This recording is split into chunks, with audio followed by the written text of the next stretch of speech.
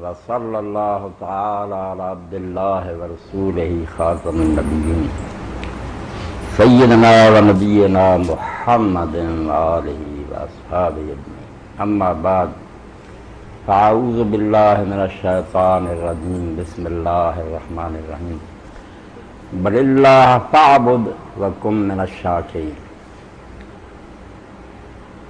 واجب التکریم شرکائے مجلس،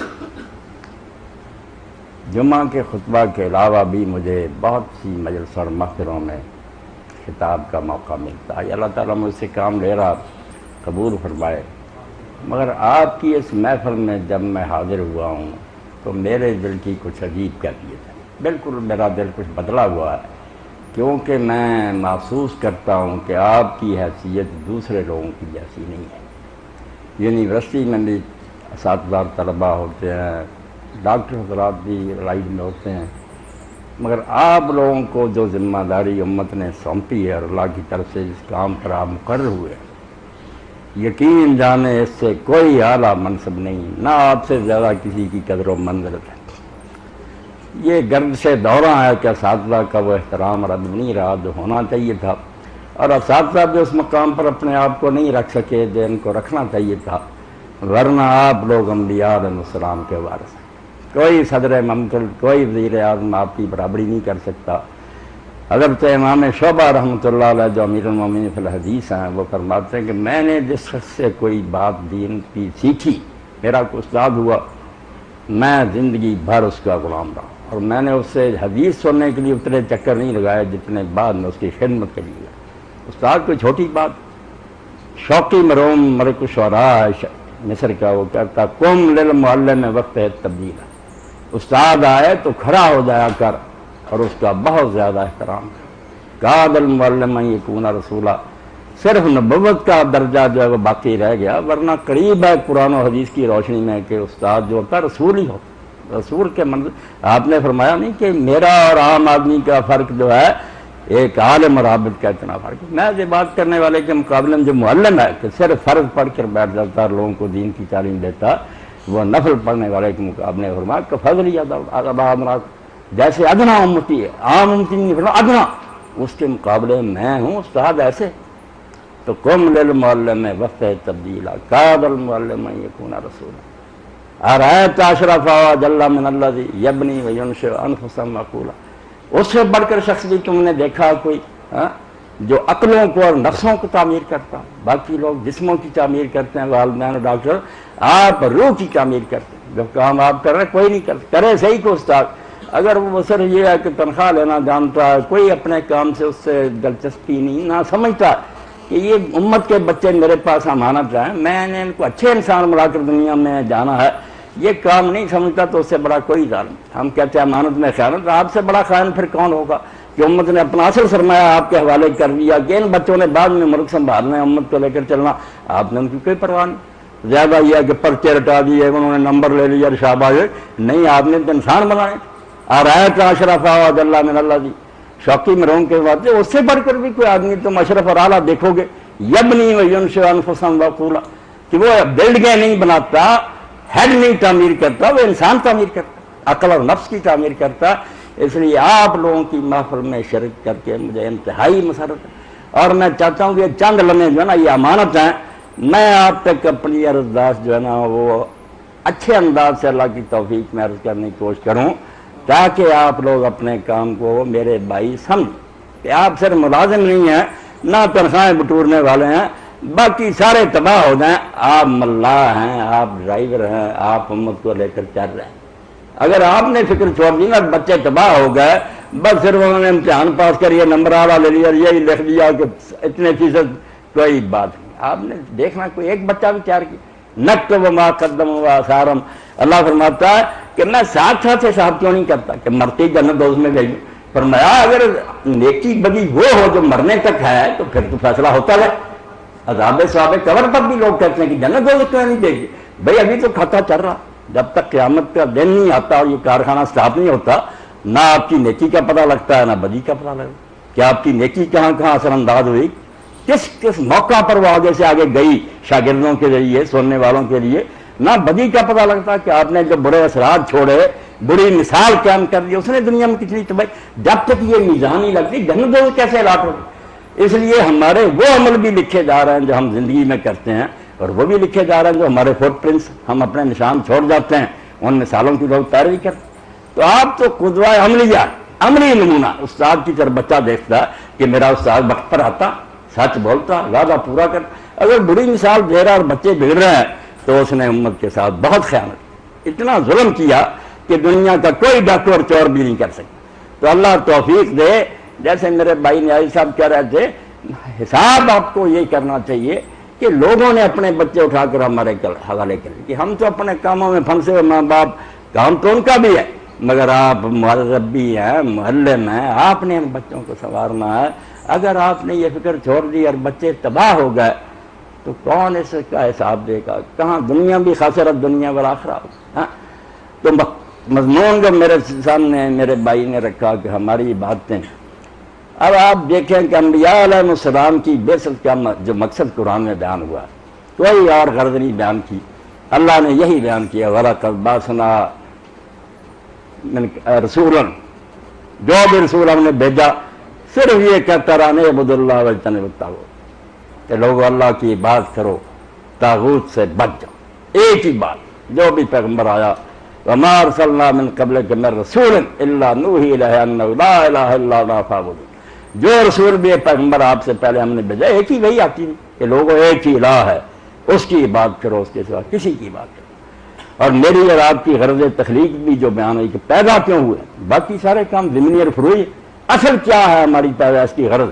وَمَا خَلَقْتُ الْجِنَّ وَالْإِنسَ إِلَّا لِيَعْبُدُونِ۔ جن اور انسان میں نے اس لیے بنائے ہیں کہ وہ میری عبادت کریں۔ اس لیے ہم اپنی زندگی کا مقصد ہی پورا نہ کر سکے، ایجادیں کی، ترقیاں کی، اب دنیا بگڑ گئی ہے، دانشور اٹھتے ہیں کہ قرآن تصویر کائنات کا درس دیتا ہے، سائنسی ایجادات، یہ قرآن پر ظلم ہے۔ تصویر کائنات کا قرآن میں یہ مفہوم نہیں، یہ آپ کا اپنا فن ہے، ترقی کرے، اسلام نہیں روکتا، مگر قرآن کے ذمہ نہ اس کو لگا۔ قرآن صرف یہ کہتا ہے کہ ساری چیزیں آپ کی خدمت کے لیے لگا دی، اس میں تصویر کا صرف یہ مطلب یہ نہیں کہ ایجادیں کرتے پھرو۔ اس لحاظ سے تو دیکھیں سب سے ناکام پیغمبر ہوں گے، ذرا فیصلہ کریں، دانشوروں سے پوچھیں کسی پیغمبر نے ایک سوئی ایجاد نہیں کی۔ کیوں آپ غلط بات کہتے ہیں؟ جو کام پیغمبروں کا ہے کہ لوگوں کی تعلیم اور تربیت کرے، اس میں وہ ناقص نہیں ہوتا۔ باقی کام کرنے کے لیے مخلوق خود بہتر جانتی ہے، ذمہ دارہ کرتے ہیں لوگ، طب کے ماہر ہوئے، یہ تجربات پر مبنی علوم ہے، اسلام روکتا نہیں، تجربے سے سیکھتا ہے۔ اس کے لیے وہی کی کیا ضرورت ہے؟ وہی نے وہاں ہمارا ہاتھ پکڑا ہے جو ہمارے بس سے باہر، ہم نہیں جانتے کہ اس خوراک کا اخلاق پر کیا اثر ہے۔ ہم جسمانی نقصان اور نفع سمجھ لیتے ہیں ڈاکٹری کی، مگر کہ خنزیر کا کیا اثر بکرے کا، یہ کوئی علم ابھی تک نہیں بتا سکتا۔ یہ پھر دین مدد کرتا ہے کہ یہ تمہاری عقل کے بس کی بات نہیں، یہ وہی بتائے گی کون سا مختلف ہے۔ تو اللہ نے جو کام پیغمبروں سے لیا نا، وہ نہ ایجادات ہے نہ کچھ ہے، کچھ نہیں، یہ کام لوگ کرتے رہتے ہیں۔ ان کا اصل کام آپ سمجھ لیں مردم سازی ہے۔ ان کی جو فیکٹریاں تھیں انسان تیار کر، انسان نہیں تیار ہوئے، انہوں نے سب ترقی کر لی، مگر بات وہی بنی جو طیارہ نظم لکھی علامہ اقبال نے کہ پرندہ دخت بیٹھا ہوا تھا تو انسان فخر کر رہا تھا کہ میں نے یہ بنایا، میں نے یہ، جیسے سائنسی ایجادات پر کرتے ہیں فخر۔ تو پرندہ جو تھا اس نے پروں میں اپنی چونچ جو تھی نا اس کو ذرا پھیرا اور بات کہی کہ سونا انسان، تو کہتا میں چاند پر جا رہا ہوں، تو کارے زمینہ نکو ساختی کہ با آسمانی پرداخت، زمین پر رہنا تجھے آ گیا کب آسمان کا رخ کر لیا؟ تو یہاں تو انسان بن کے رہنا نہیں آیا، زمین فساد سے بھر، ہر جگہ بم برس رہے ہیں، مر رہے ہیں، دہشت گرد ہیں، بنیاد پرست ہیں، سارا فتنہ، خون خرابے سے زمین بھری ہے۔ کیا ترقی ہے؟ پیغمبروں نے یہ نہیں کی، کوئی نہیں یہ ایجادیں کی، انہوں نے انسان تیار کی، ایسے انسان تیار کر دیے جیسے بھائی صاحب بیان کر رہے تھے، کوئی ان کے لیے نگران جو تھا اس کی ضرورت نہیں تھی، پولیس کی ضرورت نہیں تھی، ان کا اپنا اندر جو تھا روشن تھا، ان کا ضمیر اور باطن ان کی خاص کرتا تھا کہ میں نے یہ کام نہیں کرنا۔ کیسا نمونہ ہے کہ امام غزالی رحمۃ اللہ علیہ فرماتے ہیں جو زمانہ میں مسلمانوں کا دارالحکومت تھا، اور اس سے اچھا دور نہیں آیا، پوری دنیا پر مسلمان حکمران تھے، بغداد دارالسلام، اور ہارون رشید جو تھا وہ کہا کرتا تھا اپنے دور میں جب بادل کا ٹکڑا آتا، تو جہاں جی چاہ کر جائے برس، یا وہاں میری حکومت ہوگی یا وہاں سے مجھے خراج آئے گا۔ مسلمان پوری دنیا پر حکمران تھے۔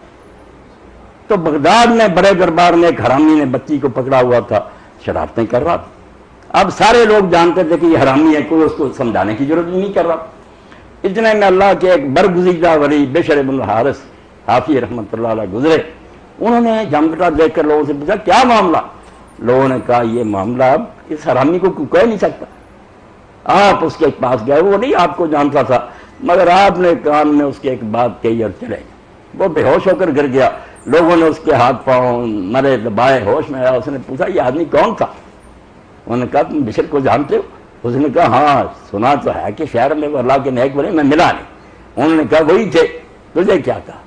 انہوں نے کہا میرے کان میں اس نے صرف یہ کہا کہ تو کیا کر رہا, تیرا خدا تجھے دیکھ رہا. وہ کیا کر رہا, تیرا خدا تجھے. مسلمان تو تھا بچہ, 7 دن بخار میں رہا اور فوت ہو, تندرستی نہیں ہوا, بیمار ہو گیا. تو میں کیا کر رہا ہوں, میرا خدا مجھے دے گا. یہ کام پیغمبروں نے کیا, جس کو علامہ اقبال رحمۃ اللہ نے زبور اعظم کے شروع میں 3 جو ہے نا شعر لکھے جو آپ لوگوں کے سامنے ہیں. باقی بول جائے نا خدا کے لیے, بول جانے لو, یہ امت سب کچھ چھوڑ گئی. آپ اساتذہ جو دین سے اب بھی کچھ لگاؤ رکھتے ہیں, چلو آپ میں سے بہت گمراہ ہوتے ہیں, مگر جن کو رب نے تو وہ سمجھیں کہ بچوں کو صرف سبق نہیں ان کو نمازی بنانا ہے, دیندار بنانا ہے, ان کے اندر کوئی اسلام رچانا. تو اقبال فرماتا ہے کہ ایک بوڑھا آدمی, اب تمثیل دیکھیں نا کہ بات سمجھانے کی کیسی, کہ نوجوان نہیں تھا کہ وہ آج کل ہی پیدا ہوا, عمر گزر گئی تھی اور دن کا وقت تھا, ہاتھ میں چراغ لے کر بازار میں گھوم رہا تھا, دن کے وقت ڈھونڈ رہا تھا. بی شیخ با چراغ ہمیں گشت گرد شیخ کد دام و دد ملول مو انسان ہمارے. پوچھا کیا بابا جی ڈھونڈتے ہو بڑے بابا؟ اس نے کہا یار میں ان درندوں اور 4 پایوں سے تنگ آ گیا ہوں, کوئی انسان ڈھونڈتا پھر, بڑے بازار میں انسان ڈھونڈتا پھرتا, انسان مفقود ہو جاتا ہے, گم ہو جاتا ہے. اس کو کوئی علم جو ہے نا خوراک اوپر نہیں کرتا. بس ترقیاں فزکس کیمسٹری ہے, وہ علم جو پیغمبروں نے دیا تھا نامراد, اس کو پسے پش ڈال, اس کے بغیر انسان نہیں بن سکتا. جتنے مرضی نظام بدلو, جتنے مرضی آرڈیننس جاری کرو, آپ کے دل میں جب تک بیٹھتا نہیں کہ پیدا کرنے والا دیکھ رہا, آپ نے اس کے سامنے جانا, بدلہ ملے گا, کوئی حل نہیں. تو کہنے لگا میں ان درندوں اور 4 پایوں سے تنگ آ گیا ہوں, کسی انسان کو ڈھونڈتا. از ہم رہانے سست عناصر جرم گرفت, ان کمے ساتھیوں سے تنگ آ گیا ہوں جو جدوجہد چھوڑ چکے. میں آج ہی رسالہ پڑھ رہا تھا, ایک دینی شخص کا دکھ ہوا کہ مسلمان جو ہے نا شکست کردہ ہو. دیندار بھی, صوفی اور عالم بھی جو تھے انہوں نے پھینک دیے کہ نہیں کوئی اسلامی حکومت نہیں, بس اللہ اللہ کرنا چاہیے. گریز کشم کشے زندگی سے مردوں کی, اگر شکست نہیں ہے تو اور کیا ہے شکست. ہار مان گئے. جو کام تھا کہ آپ نے دنیا پر غالب بنا, اس کو الٹا خلاف دین کہنے لگے کہ ایسا سیاسی اسلام کہاں, اللہ اللہ کرو, توبہ توبہ توبہ, دین کا حلیہ ہی بگاڑنا شروع کر دیا. ہاں تو کہا کہ آج ہم رہانے سست عناصر جلم گرے, ان نکمے ساتھیوں سے تنگ آ گیا ہوں جو جہاد نہیں کرتے, کوشش نہیں کرتے دین کے غلبہ کے لیے. میں نے شیر خدا اور رست میں دستان مار دو, میں تو شیر خدا رہی مرتضیٰ جیسے بندے ڈھونڈتا, بابے نے کہا, یا دستان کا بیٹا جو رستم تھا وہ ایسے ڈھونڈتا. تو جواب کیا دیا اللہ کے نیک بندے, ہاں گفتم کے یافت مینہ شبد جستا ہے. اس نے کہا بھائی ہم بھی ڈھونڈ تھکے ہیں ساری عمر, ایسے بندے نہیں ملے. بندے گم ہو گئے نا, انسان ہی رہا, شکلیں انسانوں کی ہیں, درندے پھر رہے, 4 پائے پھر رہے, اولاد کا نام ہے بلند, انسان ایک ہی نہیں ملتا. نہ زبان پر اعتبار, نہ اس کے کردار پر, 2 ہی مان لو. شکلیں انسانوں کی ہیں, سب سے زیادہ خبیث. تو کہنے لگا وہ بزرگ جس نے پوچھا تھا, گفتم, میں نے کہا یافت میرا شک, وہ تو نہیں ملے گا, آپ کیوں ڈھونڈتے, جستا ہے, وہ تو ہم بھی ڈھونڈ چکے ہیں. گفتاں کہ یافت مینا شودان معروف. اس بابے نے کہا وہ جو انسان عام نہیں ملتا, میں تو اس کو ڈھونڈ رہا ہوں, وہ ساری دنیا میں ایک ہی مل گیا, کام ہو جائے گا. ایسے انسان دین کا کیا کرنا.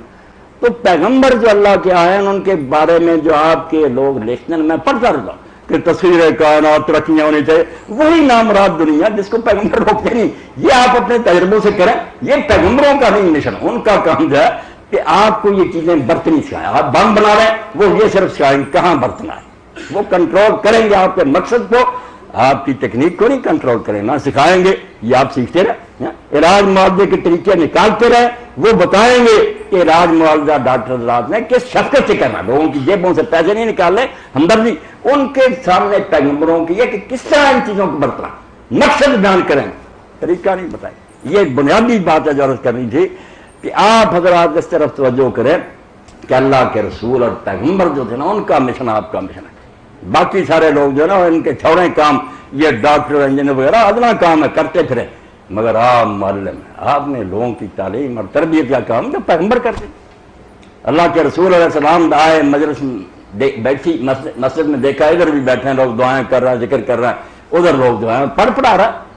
آپ نے فرمایا یہ بھی اچھا کر رہے ہیں جو ذکر اذکار کر رہے ہیں، اللہ کی مرضی یعنی کی دعا سنیں یا نہ، مگر آپ بیٹھے ان کے ساتھ جو سیکھتے انما بعثت معلما، کہ میں دنیا میں ذکر وغیرہ کر یہ نہیں آیا، میں تو استاد بنا کر بیٹھا، میرا کام سکھانا.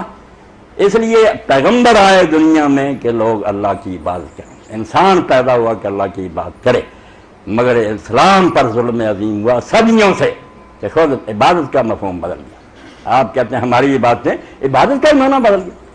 عبادت یہ بدل گئی کہ کتنی رکعتیں پڑھتا ہے، کتنے اذکار کرتا ہے، کتنے وظیفے، کتنے روزے رکھتا ہے، کتنے حج.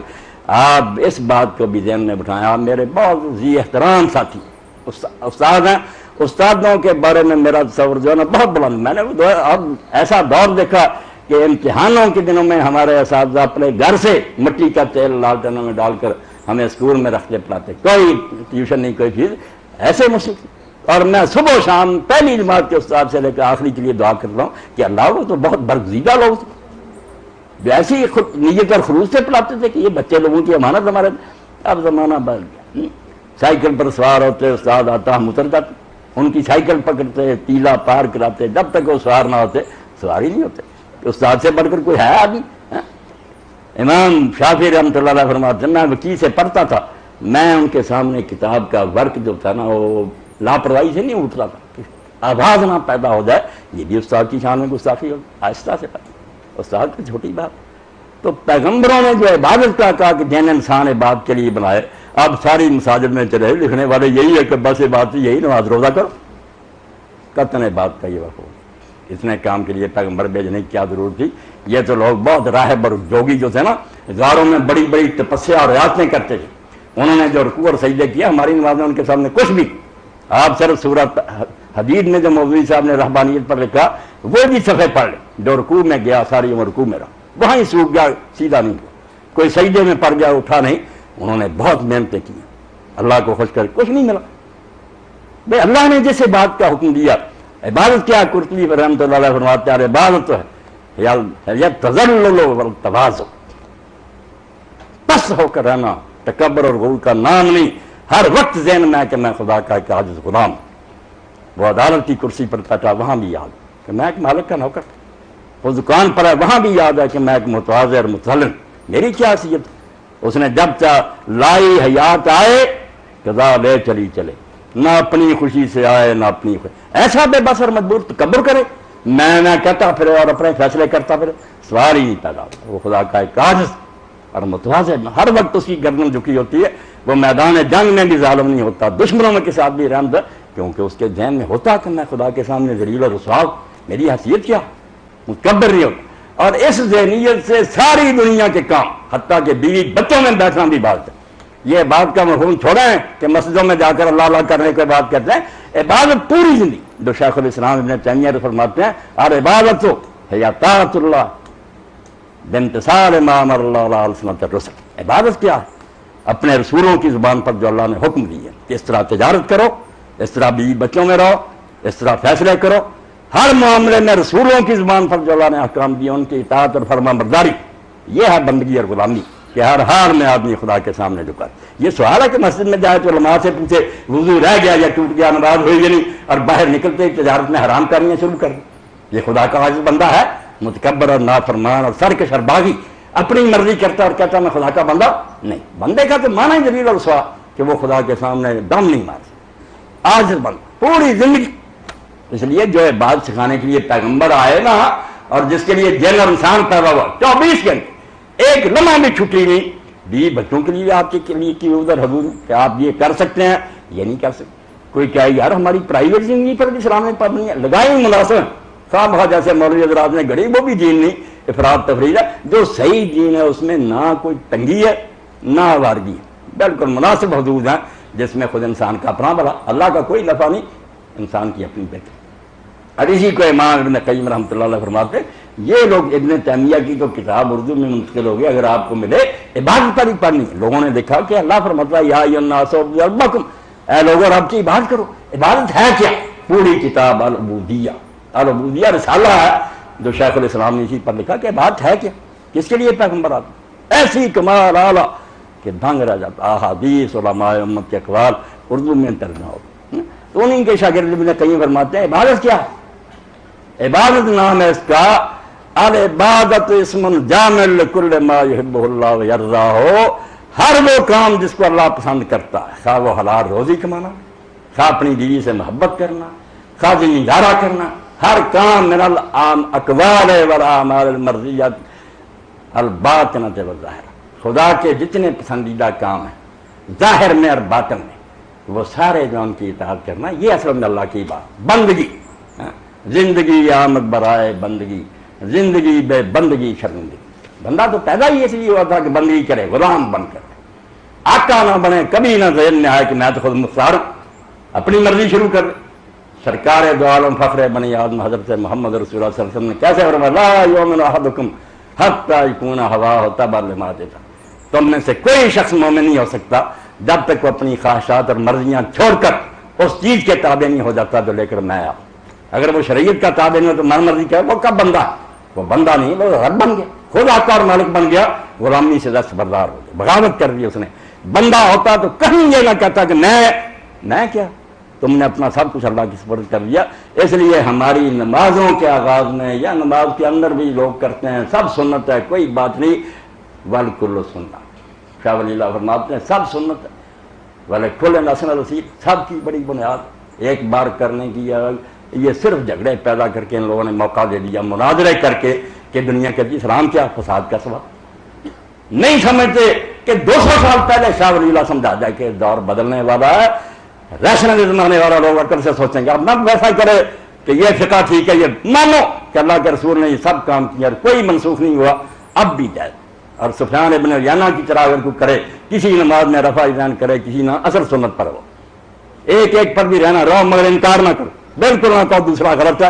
ایک لفظ ہی شیخ انور رحمۃ اللہ علیہ فرماتے کہاں ایک لفظ کے منسوخ ہو گیا، جھوٹ بولتے ہیں جھگڑوں کی خاطر، نہ رفع یدین منسوخ ہوا، نہ یہ کہ اس کے بغیر نماز نہیں پڑھی، دونوں طریقے نہ ہے کیا۔ آپ ہاتھ اٹھاتے ہیں، اب ہاتھ بھی کیا اس طرح کانوں کو پکڑ، ہاتھ اٹھانے بھی نہیں آئے، نہ اٹھانے والوں کو پتا، چلو ایک مرتبہ اٹھاتے ہو پھر بھی سمجھو کیسے اٹھانا، قبلہ کی طرف ہتھیلیاں اس طرح، اچھی طرح کھڑا کرو، یوں نہیں مکھیوں کی طرح کھڑا کر، اور ذہن میں بٹھاؤ کہ میرے دونوں ہاتھ خالی ہیں، ان میں کچھ بھی نہیں، میں نے اللہ کے سامنے قبلے کی طرف منہ کر کے خانہ کعبہ دعا کر کے کہ اللہ تو نہیں، اللہ کا گھر تو سامنے ہے، میں نے اعلان کر دیا کہ میرے ہاتھ جیسے شیخ اکبر محی الدین فرمایا صفر ہو جائے، میرے پلے کچھ ہوتا تو ہاتھ خالی کیوں ہوتے، میرا کچھ نہیں، یہ سب اللہ کی امانت ہے، میں ہر شے سے خالی، اللہ میرے ہاتھ خالی، میرے پاس کچھ نہیں۔ اور شاہ فرماتے ہیں باطنی طور پر سوچے ادھر لا حول لکھا ہوتا ادھر لا ولا قوت، کہ نہ مجھ میں کوئی زور ہے اور نہ میری کوئی تدبیر ہے، اللہ تیری توفیق کے بغیر کچھ نہیں۔ اس لیے اسی پر تو حضور نے فرمایا کہ ایک مرتبہ تم ہاتھ اٹھاتے ہو 10 انگلیاں ہیں، اللہ تعالیٰ 10 نیکیاں ہیں۔ وہ اعلان کرتا ہے کہ میں ہر شہر سے اللہ دستبردار، میرے ہینڈز اپ ہیں، میرے پلے ہے کیا، کس بات پر دعویٰ کروں، کس گل تے 10 میں کراں دعویٰ، میرا نہیں تو مال بیگانہ، کوئی میرا ہو تو میں کہوں نا میرا تو نہیں۔ اسی کو شیخ اکبر اللہ کے ولی نے فرمایا کہ لفظ ایک ملا کر پڑھیں تو ہم کہیں گے مال ہی، اس کا معنی بن جائے گا کہ میرا مال، اگر روک کر پڑھیں گے کہ ماں بھی معنی ہو جائے گا میرا نہیں، میرا کہاں جس کا ہے وہ لے جاتا۔ ابھی ایسا فرما رہا ہے کہ نا کوئی جوانی میں چلا جاتا بڑھاپا، ہوں دے اپنے کو رہیں دے اکھیں اپنی ویکھیا ٹر جاؤ، اتنا پیارا باپ ہوتا بیٹا اپنا تو رکھ لو، نہیں اپنا نا جس کا ہے لے جاتا۔ تو جو مان لے ہاتھ اٹھا کر کے اللہ میں پہلے ہی مان گیا ہوں، مجھے عقل آ گئی، میرا نہیں، سب تیرا گھر گواہ، میں نے اس کو سامنے کر کے ہاتھ کھڑے کر دیے، میرا کچھ نہیں۔ تو جب یہ اعلان کر دیا کہ میں سرکشی سے تائب ہو گیا، میں نے نافرمانی چھوڑ دی، میں ہوں کیا کہ نافرمانیاں کروں، تیرا ایک عاجز بندہ، ہر وقت جھکا رہتا ہوں، یہ بات جو جب پیغمبر سکھانے کے لیے۔ اب اس کے لیے اللہ کے رسول نے جب سمجھایا کہ میرے لیے اللہ نے ساری زمین کو مسجد بنا دی، اس کا یہ بھی معنی ٹھیک ہے کہ جہاں جی چاہے ہم نماز پڑھ سکتے، پچھلی امتوں کی طرح نہیں کہ صرف عبادت گاؤں میں جا کر پڑھتے تھے، مگر اقبال کو اللہ نے بڑی بصیرت دی تھی، اس نے کہا نہیں مسلمانوں تم بھولے ہو، بات تو کچھ اور تھی، زمین تو اللہ کی مسجد کی قبضہ اس پر یوگن سارا کا ہوگا، ہندو قابض ہوگی، حکومت غیروں کی ہوگی، آج عنایت ہائے سلطان دی مسجد معاشد ہمارے روئے۔ اب میں رو رہا ہوں اور ظالم تشریحیں کرنے کہ غلبہ اسلام کی بات نہ کرو یار، آرام سے تم اللہ اللہ کرو، دوسروں کے اور چھیڑنا نہیں، وہ زیر سایہ رہے۔ جیسے اب ہم امریکہ کے زیر سایہ نا کہ دونوں میں سے ایک تو سپریم بنے گا، اسلام بنے گا، کفر، اس کے بغیر چارہ ہی نہیں۔ تم قبول کر لو گے کہ اگر کفر غالب رہے زیر سایہ تو چلو ذلت کی زندگی گزارو، اور اگر یہ ہو جائے کہ اسلام غالب رہے اور یہ ہمارے ذمہ گارنٹیڈ بن کر رہے، ہم ضمانت دیں گے اللہ رسول کی کہ ان کے عبادت خانے نہیں چھیڑے جائیں گے، ان کو کوئی نقصان نہیں، اپنی جانوں سے بڑھ کر ان غیر مسلموں کی بات کریں، یہ اللہ رسول کی امانت ہمارے پاس امن سے رہے گی، مگر حکومت اسلام کرے گا۔ تو اقبال کہتے ہیں آج عنایت ہائے سلطان دی مسجد ما صدر ہمارے ہوئے، وہ مسجد تیری بابری ڈہ جائے تو تو روتا، اور جو پوری زمین مسجد تھی تجھے نظر نہیں آتا کہ کافر تو اس پر مسلط ہو گئے، مسجد تو تیری چھین لی اس نے۔ کہتے ہیں اللہ کے رسول کی برکت سے ساری زمین ہماری مسجد بن گئی، الحضرات گرد شین و آسماں مسجد مومن بس سے جی۔ کہتا میں رو رہا ہوں کہ تکبیر نے یہ جن دکھایا کہ مسجد مومن کی اور حکومت روس کر رہا، امریکہ کر رہا، کافروں کے قبضہ میں چلی گئی۔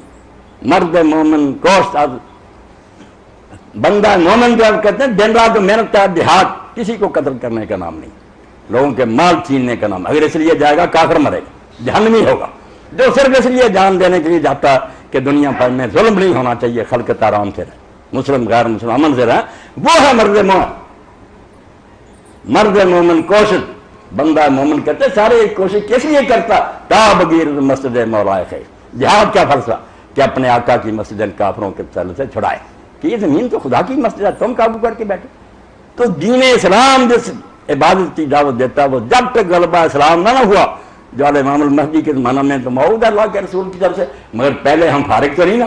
مسلمان کو یہ کوشش جاری رکھنی چاہیے کہ پوری زمین پر غلبہ اسلام کا، دوسرے زیر سایہ رہے، عمل سے رہیں، کھائیں کمائیں، اپنے مذہب تک چلے، کسی پر ظلم نہیں۔ بلکہ اللہ کے رسول علیہ السلام نے فرمایا 3 ایسے گروہ ہیں میری امت کے کہ جن کے خلاف انا خصم یوم القیامہ، قیامت کے دن میں مدعی بنوں گا، حضور مدعی چھڑانے کی بجائے۔ جن نے فرمایا جو غیر مسلم تمہارے ملک میں آباد ہیں ان سے تم نے وعدہ کیا کہ ہمارے ملک میں رہو، ہم تمہارے محافظ ہیں، پھر ان زمینوں سے بدسلوکی کی تو میں تمہارے خلاف کھڑا ہوں کہ میرے نام پر گارنٹی دے۔ تو اسلام کسی پر ظلم نہیں کرا، جھوٹ بولتے، مگر یہ نہیں چھٹی دیتا کہ ظالم ساری دنیا میں فساد کریں اور خود امن پسند بنے، بم برسائے، لاکھوں عراق ایران میں اور افغانستان برباد کرے، شریف بنے رہے، اور مسلمان بیچارہ جان چھڑائے، دہشت گرد۔ تو اللہ کہتا ہے جو دین لے کر پیغمبر آئے، جس کے لیے انہوں نے محنت کی اور امتوں کو کہا کہ وہ عبادت کرو، وہ عبادت عام معنی میں بہت کھلی ہے کہ پوری زندگی ہر محاذ پر ہر جگہ اللہ کے حکام کی اطاعت کرو۔ مگر یہ کام بڑا مشکل، آپ تو کہیں گے کہ رکوع صحیح ہے، اس کی بات کروں گا، وہ معمولی نہیں ہے۔ ان کو ستون کہا گیا، پلر، مگر پلر صرف بنا دیے جائے، اگر جیسے باہر بننا ہے کہ ستون بنا دیے جائیں، نہ کوئی چھت نہ دروازے، کون اس کو بلڈنگ کہے گا؟ کوئی عمارت کا فائدہ وہ دے گی نہیں۔ ستون حضور نے کہا، ستون عمارت تو بعد میں آئے گی، چھت ہوگی، دروازہ، دین پورا جو بات میں نے بیان کی نا، یہ ستون اس کو سنبھالنے کے لیے، صرف یہ نہیں مقصود ہے کہ نماز روزہ حج زکات پر بات ختم ہوگی، یہ ستون تھے، یہ سنبھالتے تھے دین کو، کہ جو لوگ پھر ان میں کامل ہو جاتے تھے وہی پھر اس امتحان میں کامیاب ہوتے تھے کہ عدالت میں بیٹھے ہوئے کوئی پریشر قبول نہیں کرتے تھے۔ امیر المومنین حاضر ہوتا تھا، وہ کہتے تھے دوسرے فریق کے ساتھ برابر کھڑا ہونا پڑا، یہ نماز ان کی حفاظت کرتی ہے، یہ نماز جو نا یہ ویپنز ہوتے تھے، ہتھیار جس سے پھر اثر بات میں وہ کامیاب ہوتے تھے۔ بذات خود یہ مقصود نہیں تھی صرف رکوع سجدوں پر بات ختم ہوگی، یہ اصل عبادت جو میں نے بالمان العام بیان کر دی، اصل عبادت ہے پوری زندگی میں خدا کی عبادت، مگر وہ آسان کام نہیں، اس کے لیے بہت تیاری کرنی چاہیے، بہت اپنے آپ کو پختہ ایسا بنے کہ پھر کتنے امتحان آئیں، دولت کے ڈھیر ہوں، ڈراوے آئیں۔ وہ سعدی رحمۃ اللہ علیہ والی بات موحد کہ بر پائے ریزی درج، بہت سخت امتحان۔ یہ نماز میں پڑھ لینا مسئلہ معمولی بات، میں 10 رکھنے پڑھ لیتا ہوں، اگر کوئی معاملہ ایسا آ گیا کہ بولو سچ، جانتا ہوں سارے مخالف جو نا بڑے طاقتور ہیں ڈاکو، میری شامت آ جائے گی، پتا تو اب لگے گا کہ نماز نے تیرا کوئی بنایا یا بس سجدے رکوع ہی؟ تو یہ جو کچھ تھا نا نماز روزہ حج کا، یہ انسان کی تعمیر کے لیے جس کو اعلیٰ قسم کا انسان بنا دیا جائے، جس کو پھر جھونکا جائے نا جب کشمکش حیات میں ڈگمگائے، کوئی اس کو گمراہ نہ کر سکے، اس کے لیے تھی۔ اب کیا نماز و روزہ و قربانی و حج یہ سب باقی ہیں، تو باقی نہیں ہے، رسمیں چل رہی ہیں۔ وہ مسلمان نہیں کارخانوں سے تیار ہوتا، ایک بھی نہیں مسجد میں سے نماز پڑھ کر وہ نکلتا جس کو ہم دیکھیں کہ واقعی نماز نے وہ بنا دیا اس کو۔ ہاں کیا اب اس کی گردن کسی کے سامنے خامنی ہوگی؟ بڑے سے بڑا بات جبروت اس کو نہیں ہلا سکتا۔ جب قاضی ابن ابی زیب کا پڑھتے ہیں کہ خلیفہ مہدی آیا، عباسیوں سے بڑا بات جبروت تھا مسجد حرام میں، سب لوگ کھڑے ہو گئے، ابن ابی زیب نہیں کھڑے، تو لوگوں نے کہا امیر المومنین احترام کرنا چاہیے۔ انہوں نے قرآن کی آیت پڑھی، یوم یقوم الناس لرب العالمین، کھڑے اس دن ہوں گے لوگ جب خدا کی عدالت لگی ہوگی۔ خلیفہ کا رویا، اس نے کہا بالکل سچ کہا ابن ابی زیب نے، یار میرے سامنے کیا کھڑا ہونا، کھڑا تو اس دن ہونا جس دن مال کے کائنات تخت پر جلوہ گر ہو۔ یہ کون سی چیز نماز تیار کرتی؟ یہ ہماری نمازیں نہیں تھی کہ نمازیں بھی ہیں صفر، کچھ نہیں نتیجہ، نمازی جھوٹ بولتے ہیں۔ حج ہے، طواف و حج کا ہنگامہ اگر باقی ہے تو پھر کیا؟ ابلیس نے کہا اپنی مجلس شورا میں کہ چلو تم کیوں پریشان ہوگے کہ میرا تختہ اٹھ جائے گا، کیا کرے گی یہ امت اگر یہ جاتی ہے مکے میں 20 دن، میرا کیا بگاڑیں گے؟ طواف و حج کا ہنگامہ اگر باقی ہے تو پھر کیا؟ کند ہو کر رہ گئی مومن کی تیغ بے نیاز۔ اس نے کہا میں نے ان کی تلوار کند کرتی ہے، اب وہ جذبہ جہادی نہیں ہے، جوش نہیں، یہ انقلاب چاہتے نہیں، میرا کیا بگاڑیں؟ 80 لاکھ بھی آ جائے بس پھر کر آ جائیں گے کہ ہم نے بہت سے لیے، تو ایک بھی وہ کام نہیں کرتا جس کے لیے یہ باتیں تھیں۔ اصل عبادت پوری زندگی خدا کی اطاعت، غلبہ اسلام، مگر اس کے لیے تیار یہ چار کرتے، ان کو نظر انداز نہیں کرنا۔ جو یہ کورس نہیں کرے گا وہ کبھی بھی وہ اصل بات نہیں کر سکتا، مگر صحیح معنوں میں سمجھ کر کے نماز کیا ہے۔ میں نے صرف ایک کا آپ کے سامنے عرض کیا، ہاتھ اٹھانے کا، یقین جانے اگر نماز پر لیکچر ہوں کبھی آپ کے سامنے رکوع سجدے، آپ دنگ رہ جائیں گے کہ اس میں اتنے اللہ تعالیٰ نے خزانے بھر دی، یہ کوئی رسم ہے جو روک لا کر؟ مگر ہماری ساری عمر گزر گئی، ہاتھ یہاں باندھنے ہیں، چھوڑنے ہیں، یہاں باندھ، کسی نے آج تک نہیں بتایا کہ چھوڑنے کیوں چھوڑے بھی لوگوں نے اپنی طرف سے نہیں، بڑے بڑے صحابہ اور تابعین نے چھوڑ کر پڑھی، کوئی اپنی طرف سے من گھڑت طریقہ نہیں امت میں، سب اللہ کے رسول کر صحابہ کے، خدا کے لیے یہ مناظرے چھوڑو، مگر سمجھ جو رہے گا کہ چھوڑنے کیوں، وہ خود کبھی چھوڑے گا، کہے گا چھوڑنے کا مزہ جو ہے باندھنے میں نہیں، جو باندھنے کا سمجھ جائے گا کہ باندھنا کیا، وہ اس کی لذت محسوس کرے گا، ویرائٹی ہوگی، کبھی وہ سمجھے گا ناف کے نیچے کیا، کبھی سینے کو سمجھے گا، مگر یہ علم گم ہو، کیا کروں؟ میں ساتھ کہتا ہوں یہ علماء جو کہتے ہیں بڑا انہوں نے کر کی، 4 ارب پڑے اور مناظرے کرنے کے لیے بیٹھ گئے، گروہ بنا لیے، دکانیں بنائی، گرنے نہیں دیتے امت، جانتے ہی نہیں کہ وہ کیوں ایسا کر رہا ہے، گمراہ بڑے بڑے امام اور نیک لوگوں کا طریقہ امت کا سمجھنے کی کوشش کرو کہ وہ کیوں ہے اور یہ کیوں۔ یہی تو حافظ گوندری رحمۃ اللہ نے فرمایا کہ تم اگر یہ کہتے رہو گے یہ نماز حضور کی ہے یہ نہیں، تو غیر مسلموں کو منہ ہی نہیں دکھا سکتے، وہ کہیں گے 5 وقت مجمع عام میں رسول اللہ پڑھتا رہا تھا مسلمانوں کو، وہ بھی یاد نہیں، وہ تمہاری سمجھیں دیکھتے رہیں گے کہ اس کے راوی کمزور ہیں۔ مانو کہ یہ سارے کام حضور نے کیے اور امت نے ان کو سنبھال لیا۔ آپ حضرات ہیں اساتذہ، میں آپ کے سامنے آپ کے گروہ کے ایک شخص کا غلام رسول نامی سے اللہ رحمت فرمائے، پرائمری اسکول کے ہیڈماسٹر سے ڈاکٹر حمید اللہ جو پیرس میں فوت ہوئے، اللہ نے ان سے دین کا انہوں نے اپنا واقعہ بہاولپور یونیورسٹی میں لیکچر دیتے ہوئے جب طالب علم نے پوچھا کہ ڈاکٹر صاحب اتنی نمازیں کیوں، انہوں نے کہا بیٹا سنو، ہم جب پرائمری میں پڑھتے تھے ہندو مسلم بچے مشترک تھے، ایک دن ہمارے استاد آئے ہیڈماسٹر غلام رسول صاحب اللہ رحمۃ اللہ، انہوں نے ہمیں کہا مسلم لڑکے کھڑے ہو گئے، کھڑے ہو گئے، انہوں نے کہا بیٹا میں نہیں جانتا تم پڑھ لکھ کر کیا بنو گے، مگر میرے ہی بچپن کی ایک بات سن لو، مسلمانوں میں جتنی نمازیں یہ کسی نے دل سے نہیں کری، یہ سب اللہ کے رسول نے پڑھی ہیں، اور اللہ کو یہ پسند نہیں آیا کہ حضور کی کوئی سنت مٹ جائے، اس لیے اس نے مالکیوں کو کہہ دیا اور جعفریوں کو تم چھوڑنے پر لگ جاؤ، حنفیوں کو کہہ دیا اور حنبلیوں کو ناف کے نیچے باندھو۔ یہ نمونے سرکار کے ہیں، اس لیے جب تم ساتھ ساتھ کھڑے ہو نا کسی نے یوں کیا تو خوش ہو جایا کرو کہ یار ایک تصویر حضور کی میرے پاس ہے، یہ ہے ناراض ہونے کی بات۔ یہ خود بات ہے بہاولپور میں پڑھیں، بالکل جو پڑھے گا نا دین کو وہ مان جائے، میں حوالے دے دوں گا کہ آ کر دیکھا کتنے صحابہ یہ کر رہے، جانے دو یہ بحثیں کچھ فائدہ نہیں، کیوں کو سمجھنے کی کوشش کرو، ظاہری بات چیز ہے کیوں ڈھونڈو کہ چھوڑتا کیوں اور باندھتا کیوں، پھر آپ جب میرے پاس آئیں گے اور کبھی سنیں گے میرے لیکچر مان جائیں گے خدا کی قسم پوری دنیا پہ انٹرنیٹ پر یہ بات چلی ہے، مناظرے کیوں، ہر عالم خود ہی یہ کرے کہ کبھی چھوڑے اور کبھی باندھے، کیوں کا نہیں پتا۔ حکم ہے، حکم ہے، حکم کیا؟ حکم سارے یہ اللہ کے رسول نے دیے، صحابہ نے دیے. تو یہ نمازیں، یہ روزے، یہ حج، یہ زکات، یہ حضور نے ستون فرمائے. اصل عمارت نہیں ہے، اصل عمارت وہی ہے جو ہے جو چھت ہے، دیواریں ہیں، دروازے، وہ تو پورا دین ہے، اس کی حفاظت آپ نے کرنی. مگر اس کو سنبھالا ہے انہوں نے کہ نماز آپ پڑھیں گے. قرآن کیا کہتا ہے کہ نماز کیا ٹریننگ دے گی؟ ان الصلاۃ تنہی عن الفحشاء والمنکر. نماز بے حیائی اور برائی سے روک دے. اس کا کام یہ. روزے کے بارے میں فرمایا اللہ اللہ تم تتقون، تمہارے اندر خوف خدا پیدا ہو جائے گا، پرہیزگار ہو جاؤ گے. ہر وقت ذہن میں یہ خیال جازی ہو جائے گا کہ اللہ دیکھ رہا. آپ دیکھیں نا، سخت گرمی ہوتی ہے، پیاس ہوتی ہے، شام کا وقت ہے، 1 منٹ باقی ہے، آپ جاتے ہیں باتھ روم میں، ٹھنڈا پانی موجود ہے، آپ کو لاکھوں بھی کوئی دے، آپ کہتے ہیں نہیں اللہ کا حکم نہیں بھی ہوا. جب اللہ اکبر ہوگا کیسی اطاعت کروائی جا رہی. اور 30 مہینے یا 30 دن یا 29 دن یہ کورس جاری رہتا، صبح سے شام تک ذہن میں بیٹھا خدا دیکھ رہا. اور اللہ کے رسول علیہ السلام فرماتے ہیں من لم یدع قول الزور والعمل به فلیس للہ حاجۃ فی ان یدع طعامہ وشرابہ.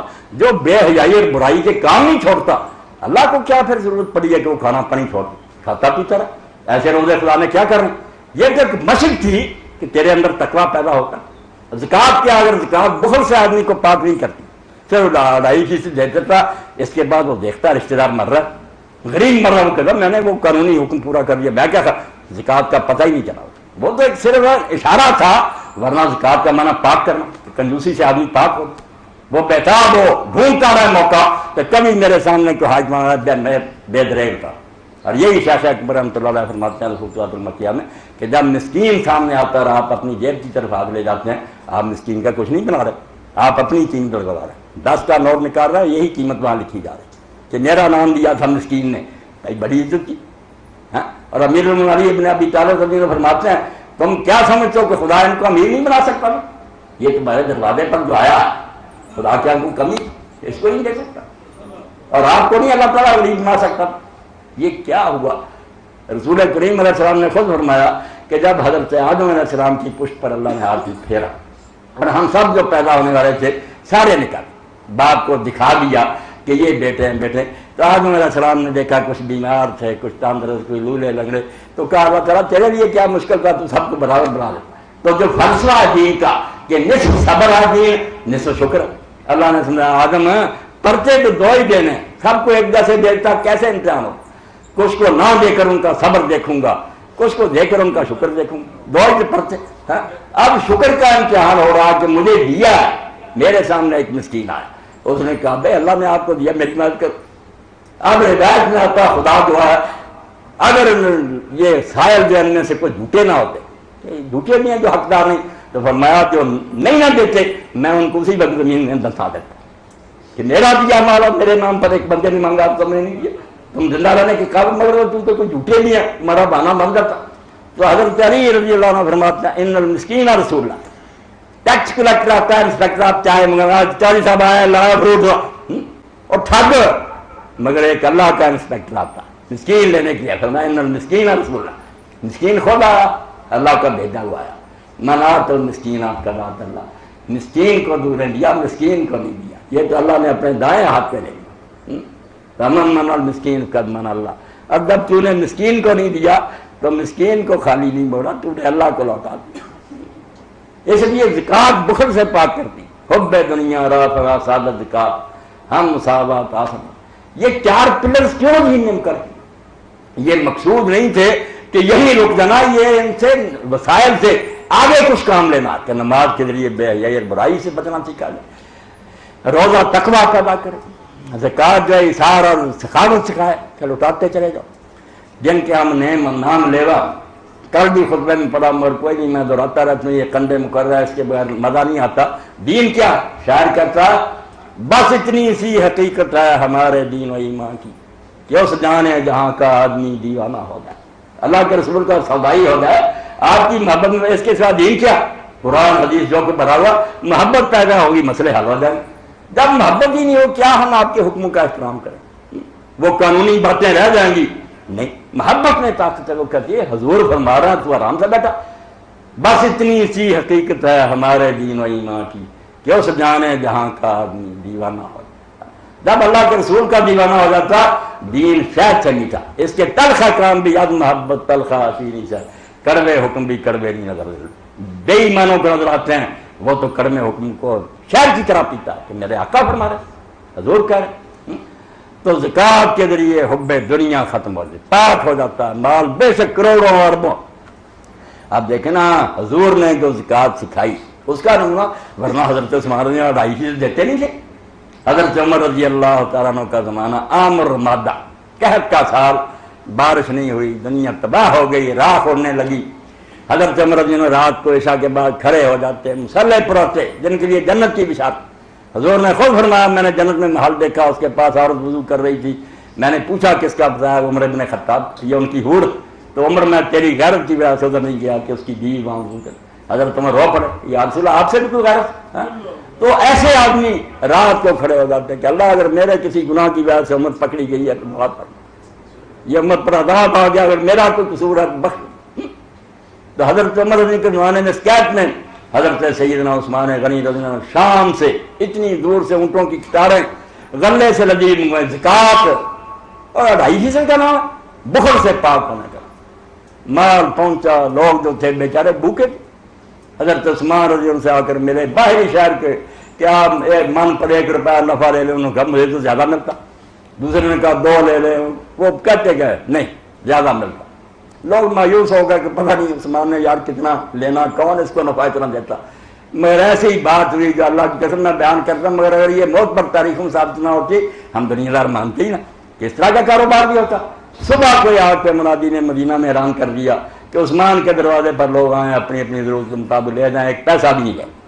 لوگوں نے پوچھا آپ کہتے ہیں اتنا نفع ملتا؟ فرمایا قرآن نہیں کہتا کہ 700 گنا واللہ ضاعف الویسا، جس کے لیے اللہ چاہے گا اس سے بھی کئی گنا کر دے گا۔ میں اللہ کے نفع کی بات کر رہا تھا، مخلوق سے کیا لینا؟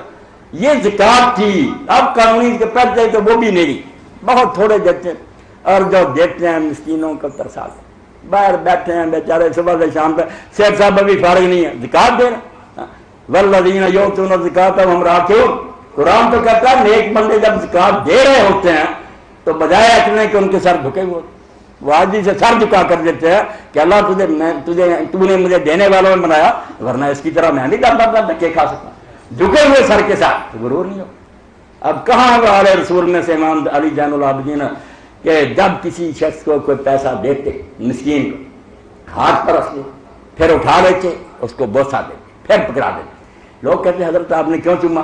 فرمایا میرے جد امجد نے فرمایا کہ جب کوئی کسی مسکین کو دیتا کہ اس کے ہاتھ پر جانے سے پہلے وہ خدا کے دائیں ہاتھ پر چلا جاتا۔ اس کے لیے یہ پیسہ عام پیسہ نہیں رہا، اس کو تو خدا کا ہاتھ چھوٹ گیا، اس کو بوسہ دینا پڑا۔ اتنی قدر کے قابل ہے یہ دولت جو خدا کے راستے میں خرچی۔ اور حج کیا تھا؟ آپ نے فرمایا جو حج کرے بے حیائی کے کام نہ کرے ویسے لوٹتا جیسے اس کی ماں نے جنا۔ اب ملا ایت نے کیا مانا تراشے کہ سارے جان کے جرم کرو، سال پر چلے جاؤ مکہ، گندگی دھونے کا مقام ہے وہاں ہو جاؤ گے ایسے جیسے ماں کے پیٹ سے پیدا ہو۔ رسول کا یہ منشا تھا علیہ السلام، توبہ کرو۔ رسول کریم نے جو فرمایا تھا اگر صحیح حج کیا اور سمجھ کر کیا کہ کعبہ کے گرد کیوں گھوم رہے ہیں، یہ پتھر کیا ہے جس پر ہاتھ رکھ کر بوسہ دے رہے ہیں، صفا اور مروہ کے چکر کیوں نہیں؟ آپ 1000 کتاب دیکھیں حج پر لکھیں گے ایسے چکر یا یہ پڑھنا، یا جن میں سے ایک حرف ثابت نہیں۔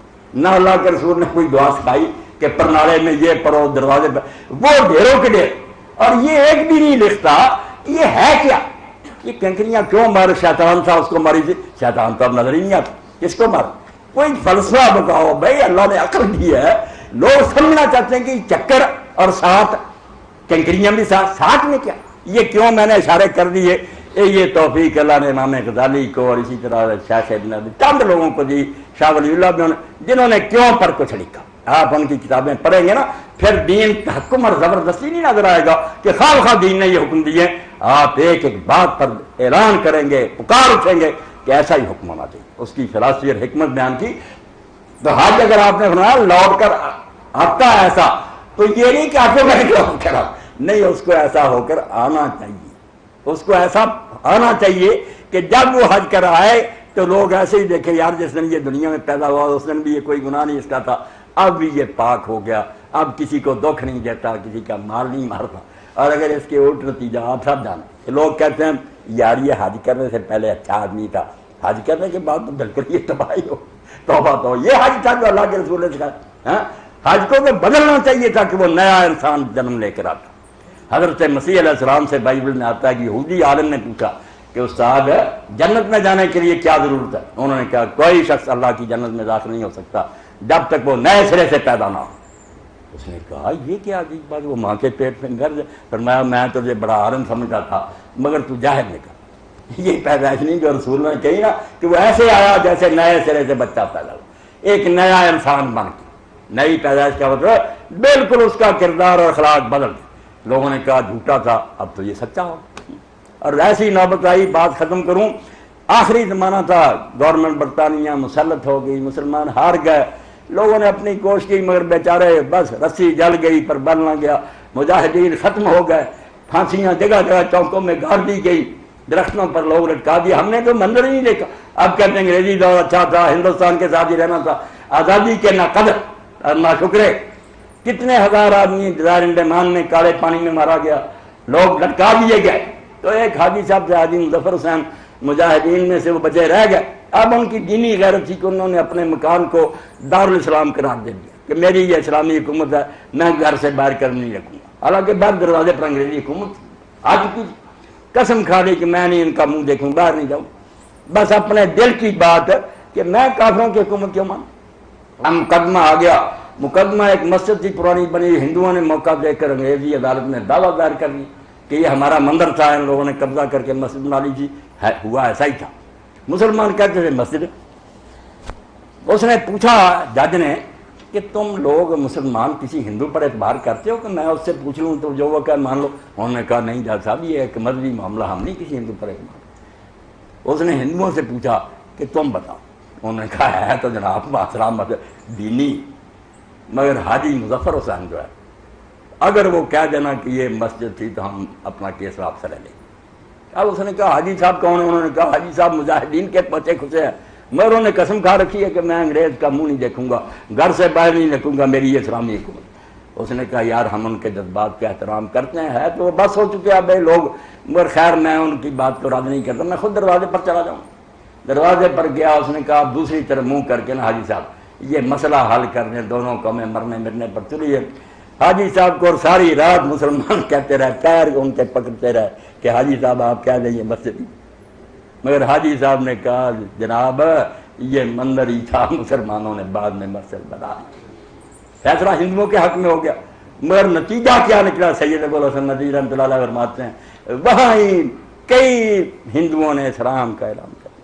انہوں نے کہا یار یہ حاجی صاحب کے علاوہ ہمارے کسی آدمی کے بس میں ہوتا وہ زور جھوٹ بول دیتا، انہوں نے سچ کہا۔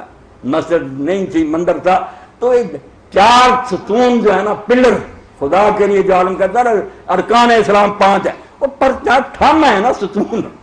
آپ بتائیں چھت نہ ہو، دروازے نہ ہو، کچھ نہ ہو، کوئی عمارت کا گارڈ نہ ہو، اندر کوئی سامان نہ ہو، وہ ستونوں سے کوئی کام چلتا؟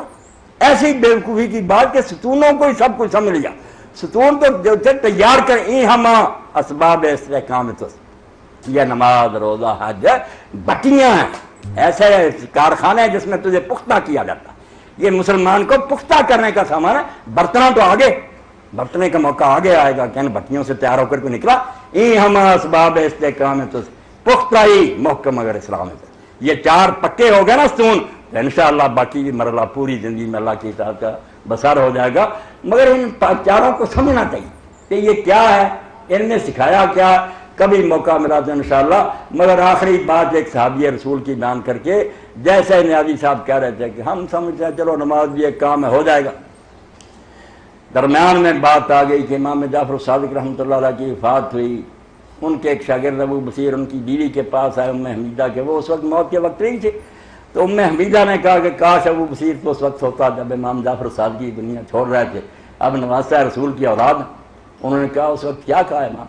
تو امام جعفر صادق علیہ السلام نے فرمایا من استخف بالصلاۃ لم تنل شفاعت، کہ نماز نہ پڑھنا تو کجا رہا، جس نے نماز کو کوئی معمولی کام سمجھا نا کہ چلو ہو جائے گا جب بھی ہو جائے گا، اس کو قیامت کے دن ہماری اہل بیت کی شفاعت نصیب نہیں ہوگی۔ سب سے مقدم تو یہ ہونا چاہیے، فکر لائق ہو کہ 12 بج گئے، 12:15 پر زور کیا نماز ہو جانی ہے، پہلے سے کیا۔ صحابی فرماتا جب سے اسلام قبول کیا ایک وقت بھی نماز کا ایسا نہیں آیا کہ میں وضو کر کے اس کے لیے پہلے سے تیار ہوں، فکر مند ہوتا تھا کہ وقت میں، اور جب زور کا وقت شروع ہوتا 4 سنتیں تو پڑھ لیتا تھا نا کہ جماعت جب ہوگی، چلو وہ انتظامی معاملہ، سورج کے ڈھلتے ادھر اس نے سر جھکا دیا آسمان پر، آدھا دن گزر گیا وہ جھک گیا، ہمیں بھی ساتھ ہی جھکنا ہے۔ اللہ قرآن میں کہتا کہ لدلوک کی شمس، زور نہیں کہا لدلوک کی شمس، نام ہی ایسا رکھے، تم دیکھ رہی ہو کہ آفتاب جھک گیا، جس کو ساری دنیا سجدے کر دی اس نے سر خم کر دیا، وہ قیام میں تھا اب رکوع کی طرف جانے لگے، تم بیٹھے ہوئے، فرمایا سے سجدے بڑھنے لگے، ہر جو چیز اس کا سایہ بڑھنے لگا، وہ اشارہ نہیں کر رہا، سگنل تو ہو گیا۔ اسی لیے صحابہ کرام بیتا فرمایا 4 سنتے اسی وقت پڑھ لیتا ہوں، جماعت کو اب پھر بعد میں انتظار کریں۔ ایسے بے چین جب نماز کے لیے ہو جائیں گے نا پھر مزہ آئے گا۔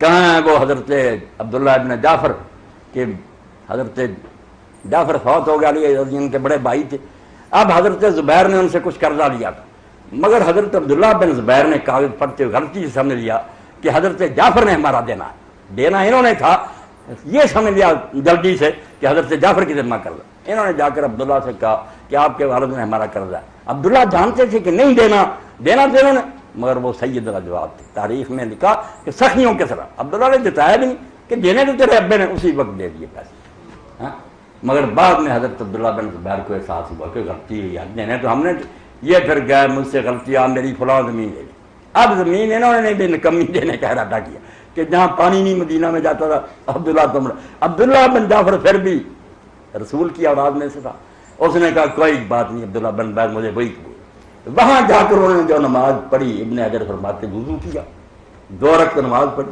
اور کہا اللہ ابن زبیر نے تو یہ سمجھ کر مجھے دی ہے کہ یہ کبھی آباد نہیں ہوگا، مگر تو قادر ہے، تو نے میرے دادا اسماعیل کے لیے چشمہ جاری کر دیا، اب وہ دعا کر ہی رہے تھے کہ چشمہ جاری ہو گیا۔ عبداللہ بن زبیر پھر آیا کہ آپ مجھے دے دو، انہوں نے کہا نہیں، آپ نے جس نیت سے دیا تھا وہ آپ کی تھی، اب اللہ نے میرے لیے چشمہ جاری، میں نہیں آپ سے لڑا ہوں۔ اس کو اقبال کہتے ہیں سجدہ ہے قد و زمین الرضا، اور مسلمان وہ سجدہ کہاں گیا جس سے زمین کانپ جاتی، جب آدمی سجدے میں سر رکھتا تھا زمین جو جنبش میں آ جاتی، بر مراد اس مہر و ما گردیداس، وہ اگر چاند اور سورج کو کہتا تھا کہ پڑھ جاؤ تو پڑھ جاتے، عاشقو ہے رب یعلا کجاس، اب وہ سجدے میں رب یعلا کہ میں اس خدا کا بندہ ہوں جس سے اعلیٰ کو، وہ شان و شوکت کہاں گئی، ای قصور ہے ماہ یا ای گناہ ہے ماہ یا تقصیر ہے، بتا یہ خدا کا قصور ہے یہ ہمارا گناہ ہے، ہم وہ نمازیں چھوڑ گئے خدا کی وہ مدد نہیں گئی۔ اس لیے نماز، روزہ، حج اور زکوٰۃ واقعی یہ عبادت ہیں مگر بالمعنی الخاص، یہ اس کا ایک خاص مفہوم ہے، اصل بات ہے کہ پوری زندگی میں آدمی اللہ کے قوانین کی اطاعت کرے، یہ اس کے لیے تیاری، اس کے بغیر نہیں ہو سکے گی، یہ کام کرنا پڑے گا پورے شعور اور ادراک کے ساتھ، پھر انسان میں وہ قوت اور طاقت پیدا ہوگی کہ وہ ہر مرحلے میں ثابت کرنا رہے گا، کہیں بھی متزلزل نہیں ہوگا۔ اللہ آپ لوگوں کو صحیح معنوں میں اپنا فریضہ سر انجام دینے کی توفیق دیں۔ میں پھر یاد دہانی کروں گا کہ جو آپ کا کام ہے خدا کے لیے، یہ نہ طبیبوں کا ہے نہ معالجوں کا، آپ اس گئے گزرے دور میں بھی امت کو سنبھال لیں، جو آپ کے بس میں ہیں بچوں پر شفقت کریں، ان کو نمازی اور دیندار بنانے کی کوشش کریں، نصابی کتابوں سے بھی بڑھ کر ان کی تربیت کا اہتمام کریں۔ وآخر دعوانا الحمدللہ رب العالمین وصلی اللہ تعالی علی عبد اللہ ورسولہ خاتم النبیین سیدنا مولانا محمد وآلہ وصحبہ اجمعین۔ فضل و کرم۔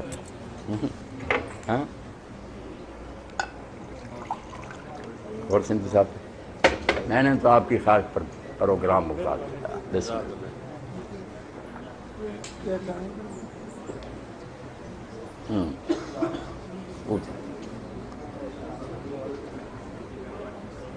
دوستاں رہے نہ رہے 15-20 منٹ میں جی سوال و جواب کے لیے رکھتے ہیں، تو جن احباب کے ذہن میں کوئی سوال ہو آپ بلا تکلف پوچھیں، بڑی خوشی ہوگی آپ جیسے علم لوگوں کو کوئی سوال آپ کے ذہن میں ہو تو بلا جی کوئی آغاز نیازی صاحب وغیرہ جیسے دوست کر دیں نا، بسم اللہ ہو جائے تو پھر انشاءاللہ۔ سوال یہی ہے کہ جو غیر مسلم حکمران ہیں ان سے تو کوئی بعید نہیں، جو مرضی کریں، جو دعویٰ اسلام کا کریں اور منافقانہ طرز عمل سے مسلمانوں کو نقصان پہنچائیں، ان کے بارے میں کیا حکمتیں بھی ہونی چاہیے؟ نیازی صاحب نے جو سوال اٹھایا نا، یہ ہمارا بہت دیرینہ مرض ہے، اور جس چیز کو آج ہم رو رہے ہیں اور کہتے ہیں کہ نظریہ ضرورت عدالت نے دفن کر دیا، وہ بیچارے کیا دفن کریں گے؟ ہمارے تو دفتر بڑے ہوئے حدیثوں کے، تفسیروں کے، فقہ کے، یہ 1300-1400 سال سے نظریہ ضرورت جو ہے نا ہمارے علماء بیان کرتے آ رہے، بڑے بڑے امام اور عالم جب بیچارے بے بس ہو گئے، حکومتوں نے ان کو بالکل ختم کر دیا، تو انہوں نے یہ پھر ایک مسئلہ بیان کر دیا جو ہر کتاب میں ہے، ہر عالم بیان کرتا ہے، بلکہ اب کہتے ہیں اس پر اجماع ہو چکا کہ مسلمان حکمران جب تک اعلان نہ کرے کہ میں نے اسلام چھوڑ دیا، وہ لوگوں کی بیٹیاں اٹھا لیں، ان کا مال چھین لے، ان کے کوڑے برسائے، ہم فاسق فاجر کے خلاف بغاوت نہیں کر سکتے۔ یہ نظریہ ضرورت ہے جو صدیوں سے کتابوں میں لکھا، چھوٹے موٹے نہیں، بڑے بڑے اماموں نے لکھ دیا۔ اس لیے امت میں جو رہی صحیح جرت اور دلیری تھی نا ظالموں کے مقابلے میں، وہ بھی ختم ہو گئی۔ وہ کہتے ہیں وہ بے شک جتنا جائے گندا، اگر تم نے بغاوت کی یا اس کے خلاف خروج کیا، نصیحت کر سکتے ہو، تم دوشی ہو گئے، وہ بخشا جائے گا۔ اب مسئلہ ایسا ہو گیا کہ علماء بھی بیچارے کہتے ہیں کہ اگر ہم یار اس کے خلاف بولیں، دین تو ہمیں کہتا، حدیثیں اس کے لیے لکھ دی گئیں، فقہ لکھ دی گئیں، اور یہ معاملہ اتنا خراب ہوا، ہر فقہ والوں نے ایسا لکھا نظریہ ضرور کہ بس وہ بیٹھ کے آپ کیا کریں، اللہ انت رو کفر ہوا، جب تک وہ کھلا اعلان نہیں کرتا کہ میں کافر ہو گیا، اس وقت ہم کچھ نہیں کرتے، ہمارے ہاتھ باندھ کچھ نہیں کر سکتے۔ یہ روکی نہیں ہوا ایوب کے زمانہ میں تاریخی حوالہ دوں کہ اس مسئلے نے کتنا عام قریب 126 اسکالر سے مختلف ملکوں کے، مسلم بھی اور غیر مسلم بھی، اس میں سید ابوالعلا مودودی رحمۃ اللہ علیہ، تو ایک مستشرقہ عورت تھی بڑی فاضلہ، اس نے مقالہ اسلام کے سیاسی نظام پر پڑھی لکھی، اس نے بہت تعریف کی کہ اسلام کا نظام حکومت بہت اعلیٰ، رعیت کے لیے بڑے اچھے، رعایا کے لیے حکمرانوں کی، مگر آخر میں اس نے کہا کہ اس میں ایک خلل رہ گیا، خامی رہ گئی اسلام میں، کہ حکمران اگر نیک چلتا رہے تو احسان ہے اس کا، اگر وہ غلط ہو جائے تو چیک نہیں۔ اس نے کہا اسلام اجازت نہیں دیتا کہ اس حکمران کے خلاف کوئی ریوارڈ کیا جائے۔ اب سب سر کے سر جھک گئے، شام سے بھی آئے تھے مبعوث، مصر سے بھی تھا، علماء کے پاس جواب ہی نہیں تھا۔ اس نے کہا کیا اسلام؟ رعایا بے بس ہے بیٹا، جن دیہڑے میری بیٹی اٹھا لی، اس نے میں کچھ نہیں کر سکتا، میرا مال لے جائے، رسول اللہ فرماتے ہیں تیری کمر پر کوڑے مارے، کچھ نہیں کر، حدیثیں پڑھی۔ مودودی صاحب نے دیکھا کہ اب تو اسلام کا منہ سیاہ ہو، باقی اس بات کا کوئی جواب، یہ تو بیڑا غرق کر دیا نظریہ ضرور۔ انہوں نے پھر اپنی باری پر کہا کہ میری اس محترمہ بہن نے جو کچھ کہا، واقعی جمہور یہی کہتے ہیں، مگر یہ کوئی اسلام کا مسئلہ نہیں، یہ جب مسلمان بس ہو گئے تھے تو مجبور ہے کہ دنوں کی یہ باتیں ہیں، ورنہ دین کوئی یہ حکم نہیں دیتا کہ ایسے ظالموں کے خلاف چپ رہو، آدمی جہاد کر سکتا۔ اس کے لیے حضرت امام حسین رضی کا حوالہ دیا، بعد میں امام ابو حنیفہ رحمۃ اللہ علیہ کا حوالہ دیا کہ جب منصور کے خلاف اٹھے عبداللہ بن حسن کے بیٹے نفس کیا، انہوں نے فتوے دیے کہ 50 نفلی حجوں سے بہتر، تو بات بن گئی، بڑا اثر ہوا، اور لوگوں نے کہا ٹھیک ہے یار، بعد میں کمزوری سے لوگ خاموش رہتا ہے، دین تو روکتا ہوتا تو امام حسین نہ آرام سے بیٹھ سکتا، عبداللہ بن زبیر نہ بیٹھتا، مدینہ کیوں بغاوت کرتا، مسئلہ کوئی نہیں، مجبوری نے لوگوں سے رکھا۔ مگر بعد میں یہ مولوی حضرات بعد نہیں آئے، تفہیمات کی ایک جلد آپ کو ملے نا، وہ خط و کتابت ہے، انہوں نے کہا مودودی تو نے غلط باتیں کہیں، حضرت حسین ویسے ہی غلط تھے، اب تو یہ سارے دیوبندی اہل حدیثی پر ہو گئے نا کہ حسین تو تھا ہی ضدی، معاذ اللہ، اس کو تو ساری دنیا رو، ہر مسجد میں یہی بکواس ہوتی ہے، اور میں اگر شہادت حسین بیان کرتا ہوں تو فتوے دیتے کہ یہ تو شیعہ ہو گیا۔ اللہ کے بندو، حضرت حسین جنت کے جوانوں کا سردار ہے، اللہ کے رسول کو خود فرشتوں نے بشارت دی، وہ نکالو سیدی سے، تو پردہ ڈالتے ہو، کیوں بات کو چھپانے کو؟ تو انہوں نے مولویوں نے کہا کہ حسین رضی اللہ تو خود غلط تھا، باقی ابو حنیفہ نے بچپن میں یہ باتیں کہی ہیں، اس وقت ان کا علم پختہ نہیں تھا، بعد میں وہ بھی تائب ہو گئے، وہ ساری خط و کتاب ہے۔ تو مودودی صاحب نے آخر میں کہا کہ تمہیں پتا ہے کہ یہ بحث کہاں سے شروع ہوئی تھی؟ اس عورت نے گلا دبا دیا، علماء خاموش ہو گئے، میں نے 2-4 حوالے نکال کر جان چھڑائی، وہ بھی اگر غلط ہے تو ٹھیک ہے، چھوڑو ان کو، تم پھر بتاؤ اس کے سوال کا کیا جواب ہے۔ باقی آئی یہ کہ چارم جو مرضی کرتا رہا، مسلمان خاموش، جواب بھی تم نہیں کوئی دیتے، میرے جواب کو بھی صحیح نہیں سمجھتے، اس لیے یہ نیازی صاحب قصور کسی ایک کا نہیں، بہت پرانوں کا قصور ہے۔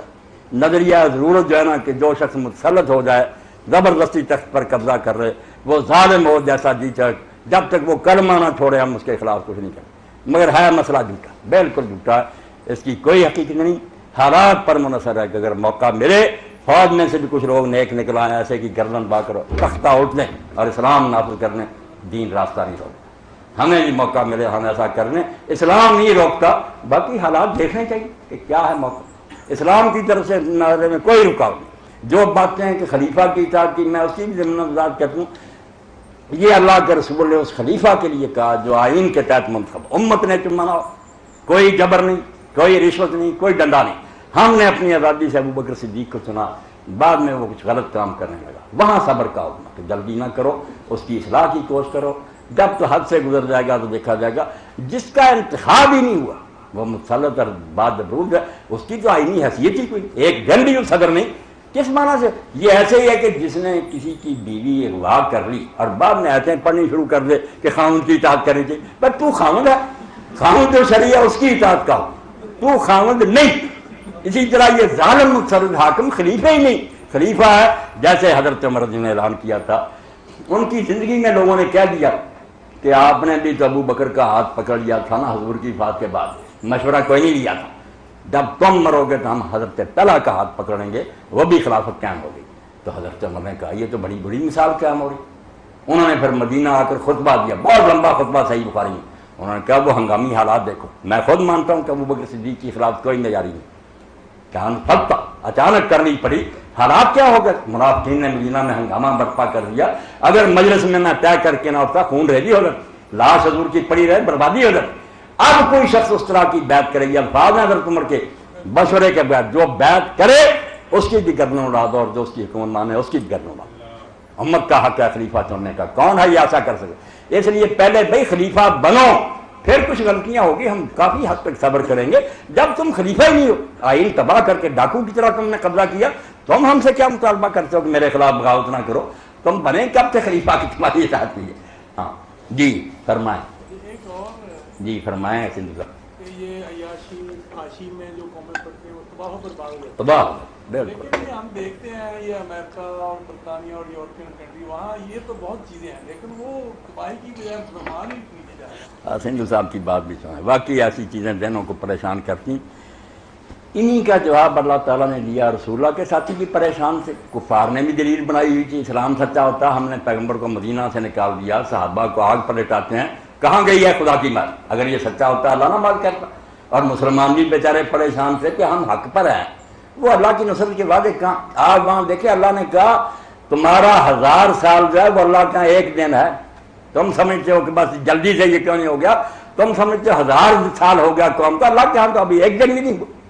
لمبی مہلت ملتی ہے قوموں کو، وہ اچھائی برائی کا مظاہرہ اسٹیج پر کرتی ہیں، جو خوبیاں ہوتی ہیں ایجادات وغیرہ وہ بھی سامنے آ جاتی ہیں، اللہ وہ بھی موقع دیتا ہے کہ اچھائی اگر ان کے اندر وہ بھی دکھا رہا، اور برائیاں بھی ہوتی رہتی ہیں، مگر یہ نتیجہ سندھو صاحب آخر نکل کر رہتا ہے، وہ فحاشی اور بے حیائی ان قوموں کو لے ڈوبتی ہے۔ اللہ نے قوم سمود قوم عاد کا کہا، بھی جا کر ان کی عمارتیں دیکھو، مولوی صاحب تو دیکھ کر آئے وہ تفہیم القرآن نقشے میں، اب بھی غاروں کے اندر ایسے کئی منظرہ محل ہیں کہ آدمی باہر سے دیکھتا غار ہے، اندر اتنی ترقی کر گئے۔ اللہ قرآن میں قریش کو کہتا کہ تم ان کے 10ویں حصے تک نہیں پہنچے، مگر ان کا تمدن انہوں نے بچا سکا۔ جب بگڑ گئے نہ باغات بچا سکے، نہ ان کی نہریں بچا سکیں، نہ وہ سد مارا بچا سکا، وہی ہیڈ ان کے لیے تباہی کا باعث بن گیا۔ مگر صبر، 1000 سال، کبھی 3,000 سال ہوئے، سب تباہ۔ روما دیکھ لیں، یونان دیکھ لیں، انڈیا دیکھ لیں، جہاں یہ اور میدان میں آئی اور اڑیانی ہوئی ہے، بچے۔ پردہ جو مولوی صاحب رحمۃ اللہ نے کہا، پہلے اس میں عقلی بحث ہی کی، ساری تاریخیں دی، دیکھ لو جس معاشرہ میں یہ اختلاف ہوا بچنے رہی نہیں، کرپشن روک ہی نہیں سکتی، نہ کوئی روک سکتا۔ میرے استاد سے پرشین اور اردو کی بہت اچھی بات کرتے ہیں، اس وقت تو اس ذہن میں کچھ کمی نہیں، اس سے بعد میں کچھ طائب ہو گئے، منظور حسین شور اللہ ان پر بھی رحمت اللہ، وہ صاف کہتے تھے کہ یہاں سے اوپر جو جی چاہے بکتا رہے، کہ میں بڑا اپنے بات پر اعتماد رکھ رہا ہوں، عورتیں بھی ہوں، میں نہیں تھی، کہ تب بکتے ہیں، جیسے آگ پر موم رکھ لی جائے، سوال پیدا ہوتا کہ وہ نہ ڈلے۔ جھوٹ بولتے ہیں کتے کے، عورت کے ہوتے ہوئے جذبات نہیں ہوئے، صرف جھوٹ بول کے لوگوں کو بڑا کر، ورنہ مسئلہ ہی نہیں پیدا ہوتا کہ عورت اور بالغ مرد ان کے خیالات میں ایسا تلاطم نہ، برباد ہوتے ہیں۔ مگر اللہ نے کہا اِنَّ یَوْمٍ عِندَ رَبِّکَ کَأَلْفِ سَنَةٍ مِّمَّا تم 1000 دن سال گنتے ہو اس کو، میرا بھی ایک دن بھی نہیں ہوا، میری تقویم جو ہے اس کے لمبے پیریڈ ہو کر رہتا، بالکل آخر نہ ان قوموں کو اللہ برباد کرے۔ ان کے نشان زمین پر ہے، دنیا دیکھے کہاں گئے، قلعے کھڑے ہیں، محل کھڑے نہیں، نام و نشان رہا۔ جی بی اعوذ باللہ من الشیطان الرجیم بسم اللہ الرحمن الرحیم واعتصموا بحبل اللہ جميعا ولا تفرقوا، اور اللہ کی رسی کو مضبوطی سے تھام لو اور فرقہ واریت اختیار نہ کرو۔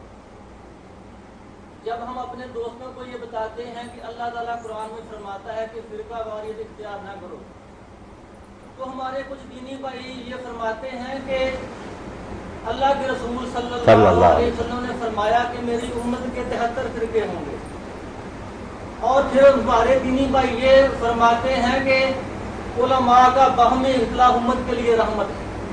ہم انہیں عرض کرتے ہیں کہ وَاعْتَصِمُوا بِحَبْلِ اللَّهِ جَمِيعًا وَلَا تَفَرَّقُوا، فرقہ واریت اختیار نہ کرو، کیونکہ قرآن کے خلاف احادیث مبارکہ نہیں ہے۔ اگر کوئی حدیث قرآن مجید کا اختلاف کرتی ہے تو پھر وہ ٹھیک نہیں ہے، کیونکہ جو اللہ نے بات فرمائی ہے نبی اکرم صلی اللہ علیہ وسلم کی بات اسی کے مطابق ہونی چاہیے۔ اس کے بعد بہت اچھی بات ہے، آپ نے میری ساری گفتگو بھی سنی نا، میں اسی کی دعوت دیتا ہوں، میری ساری کیسری کتابیں بھی، اور یہ نہیں کہ سنی سنائی باتوں پر میں ہر گروہ کو دعوت دیتا ہوں کہ آیا اصل آپ کتابیں دیکھیں، یہ مناظرے کی باتیں چھوڑیں، جو آپ کے اصل سوال کرنا ہے وہ سارے عربی میں پڑھے ہیں، شیعوں کے بریلیوں کے، خدا کے لیے ان کو پڑھیں، امت کو ایک ہونے دیں۔ باقی جو ہے نا آیت، اس کے بارے میں کچھ باتیں سمجھنی چاہیے میرے بھائی کو، آپ لوگوں کو بھی، کہ اختلاف فطری کی، یہ جو کہتے ہیں اختلاف نہ ہو یہ ممکن نہیں نہ ہو سکا۔ آپ ہر فن میں دیکھتے ہیں، ہر شعبے میں دیکھتے ہیں، وہ طب کا ہو، فزکس کا ہو، کیمسٹری کا ہو، ریاضی کا ہو، تھیوری میں اختلاف روکا نہیں جا سکتا۔ اللہ تعالیٰ نے ذہنی سطح مختلف رکھی ہے، سوچ میں فرق ہے، اس کو روکنا ظلم کرنے والی۔ گل ہائے رنگ رنگ سے اے دین سے چمن، اے ذوق اس جہاں کو اے زیب اختلاف۔ لوگوں نے جب اس کو مخالفت کا سبب بنا لیا نا، جھگڑے اور لڑائیاں اور ایک دوسرے سے نماز نہیں پڑھتے، یہ بری بات ہے، یہ نہیں ہونا چاہیے، نزاع کا سبب نہیں بننا چاہیے۔ اختلاف علمی، ایک شخص کہتا ہے اس آیت کا مفہوم میری سمجھ نہیں آتا، عربی زبان کے بعد بنتا ہے وہ معنی، وہ اپنے دلائل دے، دوسرا کہہ نہیں میں اس عبارت کا یہ معنی سمجھتا ہوں۔ آپ پڑھے لکھے لوگ ہیں، ایک شاعر گزرے غنی پنجاہی، انہوں نے مثنوی لکھی فارسی زبان میں، ان کے دور میں پھیل گئی، لوگ مدرسوں میں پڑھانے لگے۔ وہ رات ایک جگہ ٹھہرے کسی گاؤں میں، تو وہاں صبح کے وقت مدرس جو تھا وہ مثنوی ان کی پڑھانے لگا، مگر وہ جانتے نہیں تھے کہ یہ غنی ہے لکھنے والا۔ ایک شعر کے اس استاد نے 16 معنی بیان کیے اور وہ بنتے تھے، نکال کے اس نے کہا یہ تشریح بھی ہو سکتی ہے۔ بعد میں غنی پنجائی اس سے ملے، انہوں نے کہا بھائی آپ تیرے علم پر تو میں نا آفرین کہتا ہوں کہ جو میرے دماغ میں نہیں تھا آپ نے وہ معنی بھی نکالے اور بنتے، مگر ان 16 میں سے کوئی معنی میرے ذہن میں نہیں تھا، میرے ذہن میں یہ معنی تھا۔ اس لیے 17 معنی بھی ہو سکتے ہیں کہ آپ کے لڑائی کی بات نہیں، دل کھلے ہو رہے تھے۔ اب قرآن میں دیکھیں، میرا بھائی بھی سنیں، قرآن میں آتا ہے جہاں حضور غسل کے مسائل ہیں، آپ پڑھے لا مستم النساء، کہ جب تم عورتوں کو چھو، لفظ لمس ہے، ٹچ۔ اب امام شافعی رحمۃ اللہ علیہ کے ہم خیال جانوں نے ظاہر کا معنی لے لیا لٹرلی، کہ لفظ تو یہ چھوا، اس لیے آدمی نے اگر وضو کیا ہو اور بالغ عورت کو چھو لے، بے شک اس کی ماں ہو، بہن ہو، بیوی، کوئی برا خیال نہیں، بس چھو گیا ننگے بدن کو، وہ کہتے ہیں لا مستم النساء، عورتوں کو چھو گیا، اللہ کہتا ہے وضو کرو۔ اب ان کی بات کو بھی جھٹا نہیں سکتے، لفظوں میں تو یہی ہے۔ امام ابو حنیفہ اور ان کے ساتھیوں نے کہا کہ یہ ہوتا ہے کنایا، جو پردے کی بات ہے نا وہ کھلی نہیں بیان کی جا سکتی، شرم کی باتوں کو پردے میں بیان کی، یہ چھونا ویسے چھونا نہیں ہے، یہ جماع کی بات ہے۔ اب دونوں رائے ہو گئی بالکل علم کی بنیاد میں، کسی نے قرآن کو بدلنے کی کوشش کی، سمجھنے کی کوشش کی۔ ابو حنیفہ کہتے ہیں یہ چھونا ایسے جیسے قرآن کو عورتوں کے قریب نہ جاؤ، تو قریب کا یہ معنی تو نہیں، بالغ آدمی سمجھا کہ ویسے نہ پاس بیٹھو، نہیں، وہ سمجھتے ہیں کہ معاشرت کی بات، تو ایک لفظی لے رہا کہ چھو گئے، دوسرا اس کا معنی لے رہا ہوں معاشرت کا۔ تو میں صرف یہ سمجھا رہا ہوں کہ اختلاف پر چیخنے چلانے کی ضرورت نہیں۔ مفتی محمد شفیع رحمۃ اللہ علیہ نے بہت اچھی بات فرمائی کہ جو اختلاف ختم کرنا چاہتے ہیں دراصل یہ چاہتے ہیں کہ لوگوں سے عقل چھین لی جائے اور ان سے دیانت چھین لی جائے۔ جب تک یہ دو باتیں اختلاف نہیں ملے گی، اگر سوچنے کی گنجائش دو گے کہ ہر شخص سوچے آزادانہ، اور یہ بھی حق دو گے کہ ایمانداری سے جو تم نے سمجھا آزادانہ بیان کرو، اختلاف سامنے آئے گا۔ یا عقل چھینو گے کہ میں نے جو کہہ دیا بس کوئی نہ بولے، یا سمجھا بے شک تم نے کچھ ہے مجبور ہو کر وہی کہو تو میں کر بیان ختم کروں۔ اگر یہ نہیں اختلاف رہے گا، مخالفت نہیں، نزاع اور مخالفت، لڑائی جھگڑے کوئی، اور آیت کی بات بھی سنیں، اللہ نے جو آگے بات کی وہ بھی عام علماء نہیں سمجھتے کہ ان لوگوں کی طرح نہ ہو جاؤ جنہوں نے دین کو گروہ من بعد ما جاءتہم البینات، جب کہ ان کے پاس واضح باتیں آ گئی۔ دین ہے دو قسم کا، یہ سن لیں آسانی کے لیے، ایک بینات ہے، اس میں اختلاف کا حق نہیں، قرآن نے بینات کا روکا، یہ علمی بات آپ کو سمجھا رہا ہوں۔ ایک حصہ بینات کا نہیں ہے، وہ اخبار احاد پر مبنی ہے، سنتے ہیں نفر، کسی کو آپ نے بتا دیا کسی کو نہیں، وہ چیزیں سے ان کے بغیر بھی گزارا ہو سکتا۔ بینات ہیں دین کا وہ واضح اور متواتر ہے دین، جس کا اختلاف کر کے کوئی شخص مومن نہیں رہتے۔ شراب حرام ہے، 5 وقت کی نماز ہے، ایسی باتیں، زنا حرام ہے، یہ عورتیں حرام ہیں، یہ بینات ہیں، کلیئر، ان میں اختلاف کرے مسلمان ہی نہیں، ضروریات دین کا منکر کافر۔ مگر جو باتیں ایسی ہیں کتنی واضح نہیں کی گئی آسانی کے لیے کہ لوگ اس پر بھی عمل کر رہے ہیں، کوئی بات نہیں۔ جیسے میں نے نماز کی مثال دی، آج یہ ہیں سارے جو ہیں کرنے والے، جو ہم ہاتھ باندھتے ہیں ہم بھی مانتے ہیں، ہر عالم لکھتا ہے کہ ہاتھ باندھنا فرض نہیں، واجب نہیں، پھر مستحب سنت، اگر نہ بھی باندھے نماز صحیح۔ امام شافعی فرماتے ہیں اگر وہ نہیں باندھتا آرام سے کھڑا رہتا نماز کو کیا، جو نہیں باندھتے وہ بھی مانتے کہ باندھ لی جائے تو نماز کا کوئی نہیں۔ تو ایسے حصے جو ہے نا غیر بینات، ان کو اتنا نہیں سختی سے بیان کیا گیا کہ لوگ جکڑے جائیں، کچھ آزادی دی گئی ہے کہ جیسے جی چاہے کوئی آدمی کر لے۔ ایک حدیث پاک آپ لوگوں کی خدمت میں عرض کرنا، مسائل سے ہی واقعی ہو جاتی۔ ایک شخص نے ام المومن سیدہ عائشہ صدیقہ رضی اللہ عنہا پوچھا کہ رسول کریم علیہ السلام کا غسل جنابت کا کیا طریقہ تھا، اگر پہلے وقت کی حاجت ہو جاتی تو کیا غسل کر کے سوتے یا صبح کر رہے؟ اماں نے فرمایا بیٹا اس میں کوئی سختی نہیں تھی، کبھی آپ سونے سے پہلے نہا لیتے تھے، کبھی ویسے ہی سو جاتے تھے پانی کو چھوئے بغیر۔ اس شخص نے کہا اللہ اکبر الحمدللہ الذی جعل فی الدین ہمارے ساتھ، شکر ہے اللہ کا جس نے دین میں آسانی رکھی۔ پھر اس نے پوچھا حضور وطر کیسے پڑھتے؟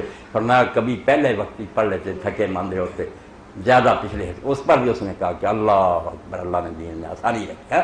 فرمایا پھر جب نماز پڑھتے تہجد اونچی آواز سے، انہوں نے کہا اگر کوئی نہیں پاس ہوتا تھا سویا ہوا جو بستر بناؤ تو ذرا بلند آواز سے پڑھتے تھے، ورنہ تینوں سوالوں پر وہ کہتا رہا شکر ہے اللہ کا جس نے دین میں آسانی رکھی۔ تو دین کو آسان رکھنے کے لیے ایک حصہ ایسا چھوڑ دیا گیا، یہ ہماری بدبختی ہے کہ ہم نے اس کو جنگ کا میدان بنا، وہ آسانی تھی کہ یوں کر لو یا یوں کر لو، کوئی بات نہیں، اس میں اختلاف ہے اماموں کا، کوئی بڑی بات نہیں۔ آپ جتنے مسائل پوچھیں خوش ہو جائیں گے کہ مولانا آپ نے تو مزے کی زندگی بتا دی کہ اس طرح بھی کر لو اس طرح۔ جو بینات ہے نا، قرآن نے بینات کا کہا کہ بینات آ جانے کے بعد جو اللہ رسول نے بار بار کھول کر کہ میرے بعد کوئی نبی نہیں، اللہ ایک ہے، اس کا کوئی، ان میں کوئی جھگڑا شروع کرے نا تو پھر بھائی یہ تو ایسی کلیئر بات میں وہ جھگڑا کر رہا ہے، اس کا مسلمان رہنے کا رضا نہیں۔ جیسے کئی نامراد کہتے ہیں شراب حرام نہیں، نشہ حرام ہے، یہ جاوید اقبال ہی بکتا رہتا ہے، بالکل غلط بات ہے۔ آپ پیتے تو پیتے رہے، حرام پوری امت جانتی، یہ کوئی ایسا مسئلہ نہیں نظائی بینات میں سے کہ آپ نے فرمایا کل مسکرن حرام، ہر نشہ آور چیز حرام۔ اب ایسی باتوں میں اختلاف کرے گا پھر بھائی والی بات کہ دین کو خراب کر، اگر وہ خود اللہ رسول نے آسانی کے لیے چھوڑ دی ہے کہ اس بارے میں تشدد نہ کیا جائے، لوگوں کو آزادی دیجیے۔ اب کئی مولوی حضرات مجھ سے جھگڑ پڑتے کہ آپ کہتے ہیں کھڑے ہو کر پانی پی لو، میں کہتا ہوں صحیح بخاری نکالو۔ یار تم نے کیوں وہ مسئلے بنا لیے جو دین نہیں ہے؟ آپ بیٹھ کر پیے زیادہ بھائی یہی بہتر ہے۔ مگر آپ حضرت ابوبکر سے عائشہ صدیقہ سے سعد بن ربیع وقاص سے حضرت عثمان سے ہاتھ آلہ کھڑے ہو کر پیچھے سے محتا امام محمد نکالو، اور امام محمد فرماتے ہیں یہی میرا مذہب، یہی میرے استاد ابو حنیفہ کا تھا، کوئی اختلاف نہیں ہوتا، خود بنا لیتے۔ افراد تفریح ہر طرف ہے کہ مسئلے کا پتہ ہی نہیں اور دین بیان کرنا شروع کر دے۔ حضور نے منع کیا کھڑے ہو کر پانی سے، بھائی یہ منع کیسا نہیں، تنزیہی ہے کہ بہتر یہ ہے کہ بیٹھ کر پڑھو پیو، ورنہ کھڑے ہو کر آپ نے پیا۔ امام بخاری باب شرب قائم کہتے ہیں کہ حضرت علی رضی اللہ عنہ مسجد میں پانی ہوا اور کھڑے ہو کر پی کر کہا کہ میں نے سنا ہے کہ لوگ کھڑے ہو کر پانی پینے کو برا جانتے ہیں، اس لیے میں نے کھڑے ہو کر پیا کہ انہیں پتہ چل جائے کہ میں نے کئی بار حضور کو کھڑے ہو کر پیچھے دیکھا۔ تو پہلے ایسی باتوں کو پتہ کرو کہ بینات کیا ہے، واضح، ان میں نہ اختلاف کرتا تو اس کو سمجھاؤ بھائی دین کو خراب نہ کر۔ جو غیر بینات ہیں خود اللہ رسول نے ان میں آزاد چھوڑ دیا، ان میں سختیاں نہ شروع کریں۔ تو فرقے کی بات آپ نے کہی، اللہ کے رسول کی طرف سے پہلے تو یہی یقینی نہیں کہ آپ نے فرمایا 72 فرقے بنیں گے، اس لیے امام بخاری مسلم نے ان کو نہیں لیا کیونکہ ان کی سندیں اتنی مضبوط نہیں تھی، امام ترمذی وغیرہ لیا، ساری سندیں مجروح ہیں، اسی لیے امام بن حزم فرماتے ہیں کہ ایک بھی ان میں سچی، ایک روایت بھی نہیں ٹھیک نکلی، مگر چونکہ کئی ساری ہیں ملا کر ہم سمجھ لیتے ہیں کہ آپ نے پیش گوئی پکی نہیں۔ مگر اس میں اجازت نہیں دی. بھائی کا جو اعتراض نا قرآن کہتا فرقے نہ بنو, حضور نے کہا بنو. بنو کہاں کا؟ ہماری بدبختی کی کہ بن جائیں. جیسے حضور نے فرمایا کہ اس امت میں بھی ایسا حرامی پیدا ہوگا جیسے اسرائیلیوں میں سے کسی نے اگر ماں سے زنا کیا, اس میں بھی حرامزادے پیدا ہو جائیں گے, ماں سے زنا کریں. یہ قرآن کے خلاف نہیں کہ کریں نہیں, ان کی حرامزادی کا بیان کیا کہ بگڑ جائیں. تو فرقے بننے پر مور نہیں لگائی کہ بنو, جو بنتے قرآن کے خلاف بنتے, پھر بیان کر دیا کہ ایسا ہوگا. ظالم حاکموں کا بیان کیا, آئیں گے. وہ یہ نہیں کہا کہ بنے ظالم حاکم, بن جائیں گے بلکہ. تو یہ فرقے بننے کی بات بھائی کہی ہے کہ لوگ بنا لیں, ظلم کریں گے, بالکل قرآن کے خلاف ہے. حضور نے یہ نہیں کہا بنانے چاہیے, بنائیں گے تو غلط کریں گے. اور ساتھ یہ بھی بات میں واضح کر دوں, جیسے امام شاطبی رحمۃ اللہ نے کہا اور امام طبری فرماتے ہیں, اس کا ہمارے دینی فرقوں سے کوئی تعلق نہیں. یہ بھی علم کی بات آپ کو بیان کر رہا ہوں. یہ جو ہمارے شیعہ سنی بریلوی کوئی تعلق نہیں ان سے, یہ سارے ٹھیک ہی ٹھیک ہیں, جنتی. یہ سیاسی فرقے جیسے نا کہ ٹانگے کی پارٹیاں کہ 73 بن گئی, 10 آدمی یہ ایک جماعت بنائے پھرتا. حضور نے ان کا کہا, اسی لیے بعد میں فرمایا جو صحیح حدیث ہے کہ الجماعت, جو کثرت جہاں ہوگی, کیونکہ جمہوری نظام تھا, فرمایا جدھر زیادہ جماعت ہوگی وہ جنتی ہے, جو شرارتی پارٹیاں ہوں گی وہ سب دوزخ. یہ بحث پوری آپ کو علیہ السلام شادی میں پڑھنی چاہیے. یہ دینی فرقے کوئی نہیں, یہ عالموں کا اختلاف ہے. دنیا کے لالچ پر حکومت کے لیے اتنے بگڑ گئے, 10,000 آدمی ہو گئے. ان گروہوں کا کہا کہ 72 سے بھی زیادہ گروہ ان میں بن گئے. پاکستان میں تو بن گئے, لوگوں نے دیکھا کہ پارٹیاں چھوٹی چھوٹی بنی ہوئی ہیں. تو سیاسی گروہوں کی بات ہے کہ یہ جو ہیں سب دوستی شرارتی شادی الجماعت, جو جمہور ہوں گے, جو امت میں سے چنیں گے نئے خلیفے کو, وہ حق پر ہو. یہ بہت سی باتیں جن میں سے ایک چاہتا درس دیا جائے, مگر اختصار سے میں آپ کے سامنے رکھوں. جی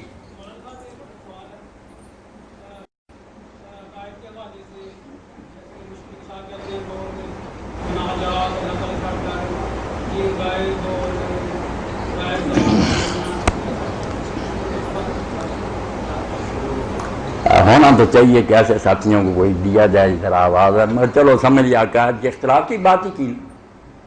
کیوں بھائی سوال یہی کہا کہ جو اختلاف ہے ان عقائد میں, جو اختلاف ہے اس کے بارے میں کہا, اور ایسی باتیں کوئی مشکل کشا کہتا ہے, کوئی کچھ کہتا. اب یہ بات تو ہر شخص جو جھگڑالو نہ ہو قرآن پاک پڑھ کر دیکھ سکتا ہے کہ دعا جو ہے نا کہ مناجات, یہ تو اللہ تعالیٰ نے اپنے لیے رکھی ہے. کہیں نہیں کہا کہ میرے سوا کسی کو پکارو, جس کا جی چاہے ترجمہ. احادیث میں دیکھتے ہیں کہ اللہ تعالیٰ نے سجدہ بھی کسی دور میں قبول فرما لیا کہ چلو عبادت کی نیت سے نہیں, تعظیم کی نیت سے بادشاہ کے سامنے سجدہ کر دیتے, والد کے سامنے کر دیتے, آدم علیہ السلام کو پوری. اللہ نے اس کو بھی ہضم کیا کہ اگر پوجا کی نیت نہیں, صرف تعظیم کے طور پر کر, مگر دعا کبھی قبول نہیں. ایک حوالہ نہیں ملے گا کہ کسی امت کو کبھی یہ بھی اجازت دی کہ اللہ کو چھوڑ کر وہ کہہ دے اے رسول مجھے دے, اے نبی تجھے, یہ حوالہ آپ کو نہیں ملے گا. یہ اللہ نے کہا یہ ایک ہی تو بات میں اپنے لیے رکھی ہے کہ جب مانگنا ہو تو مجھ سے مانگ. یہ بھی اگر دوسروں سے کام لینا شروع کر دیا تو میں پھر کیا کام کا کر, پھر تو اللہ تعالیٰ ایک بوڑھا ہی ہے خاندان کا, کب اس کی ضرورت نہیں, ہمارے کام پٹواری کر دیتے, ہمیں صدر مملکت کی کیا.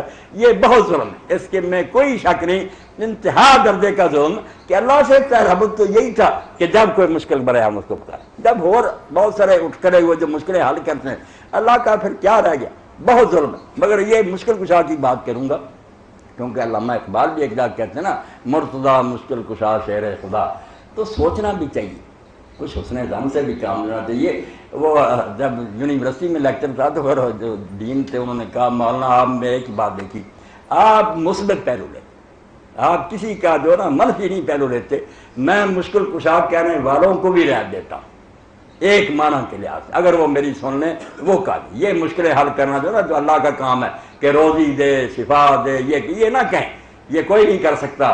حضرت علی رضی اللہ عنہ مشکل کشا اس معنی میں ہوتے تو آپ ساری زندگی کو اس طرح تلخی میں گزری, 4-5 سال اس طرح گزرے, روتے تھے ممبر پر, داڑھی تیر ہو جاتی تھی کہ اللہ میں ان مسلمانوں سے تنگ آ گیا, مجھے ان سے کھا.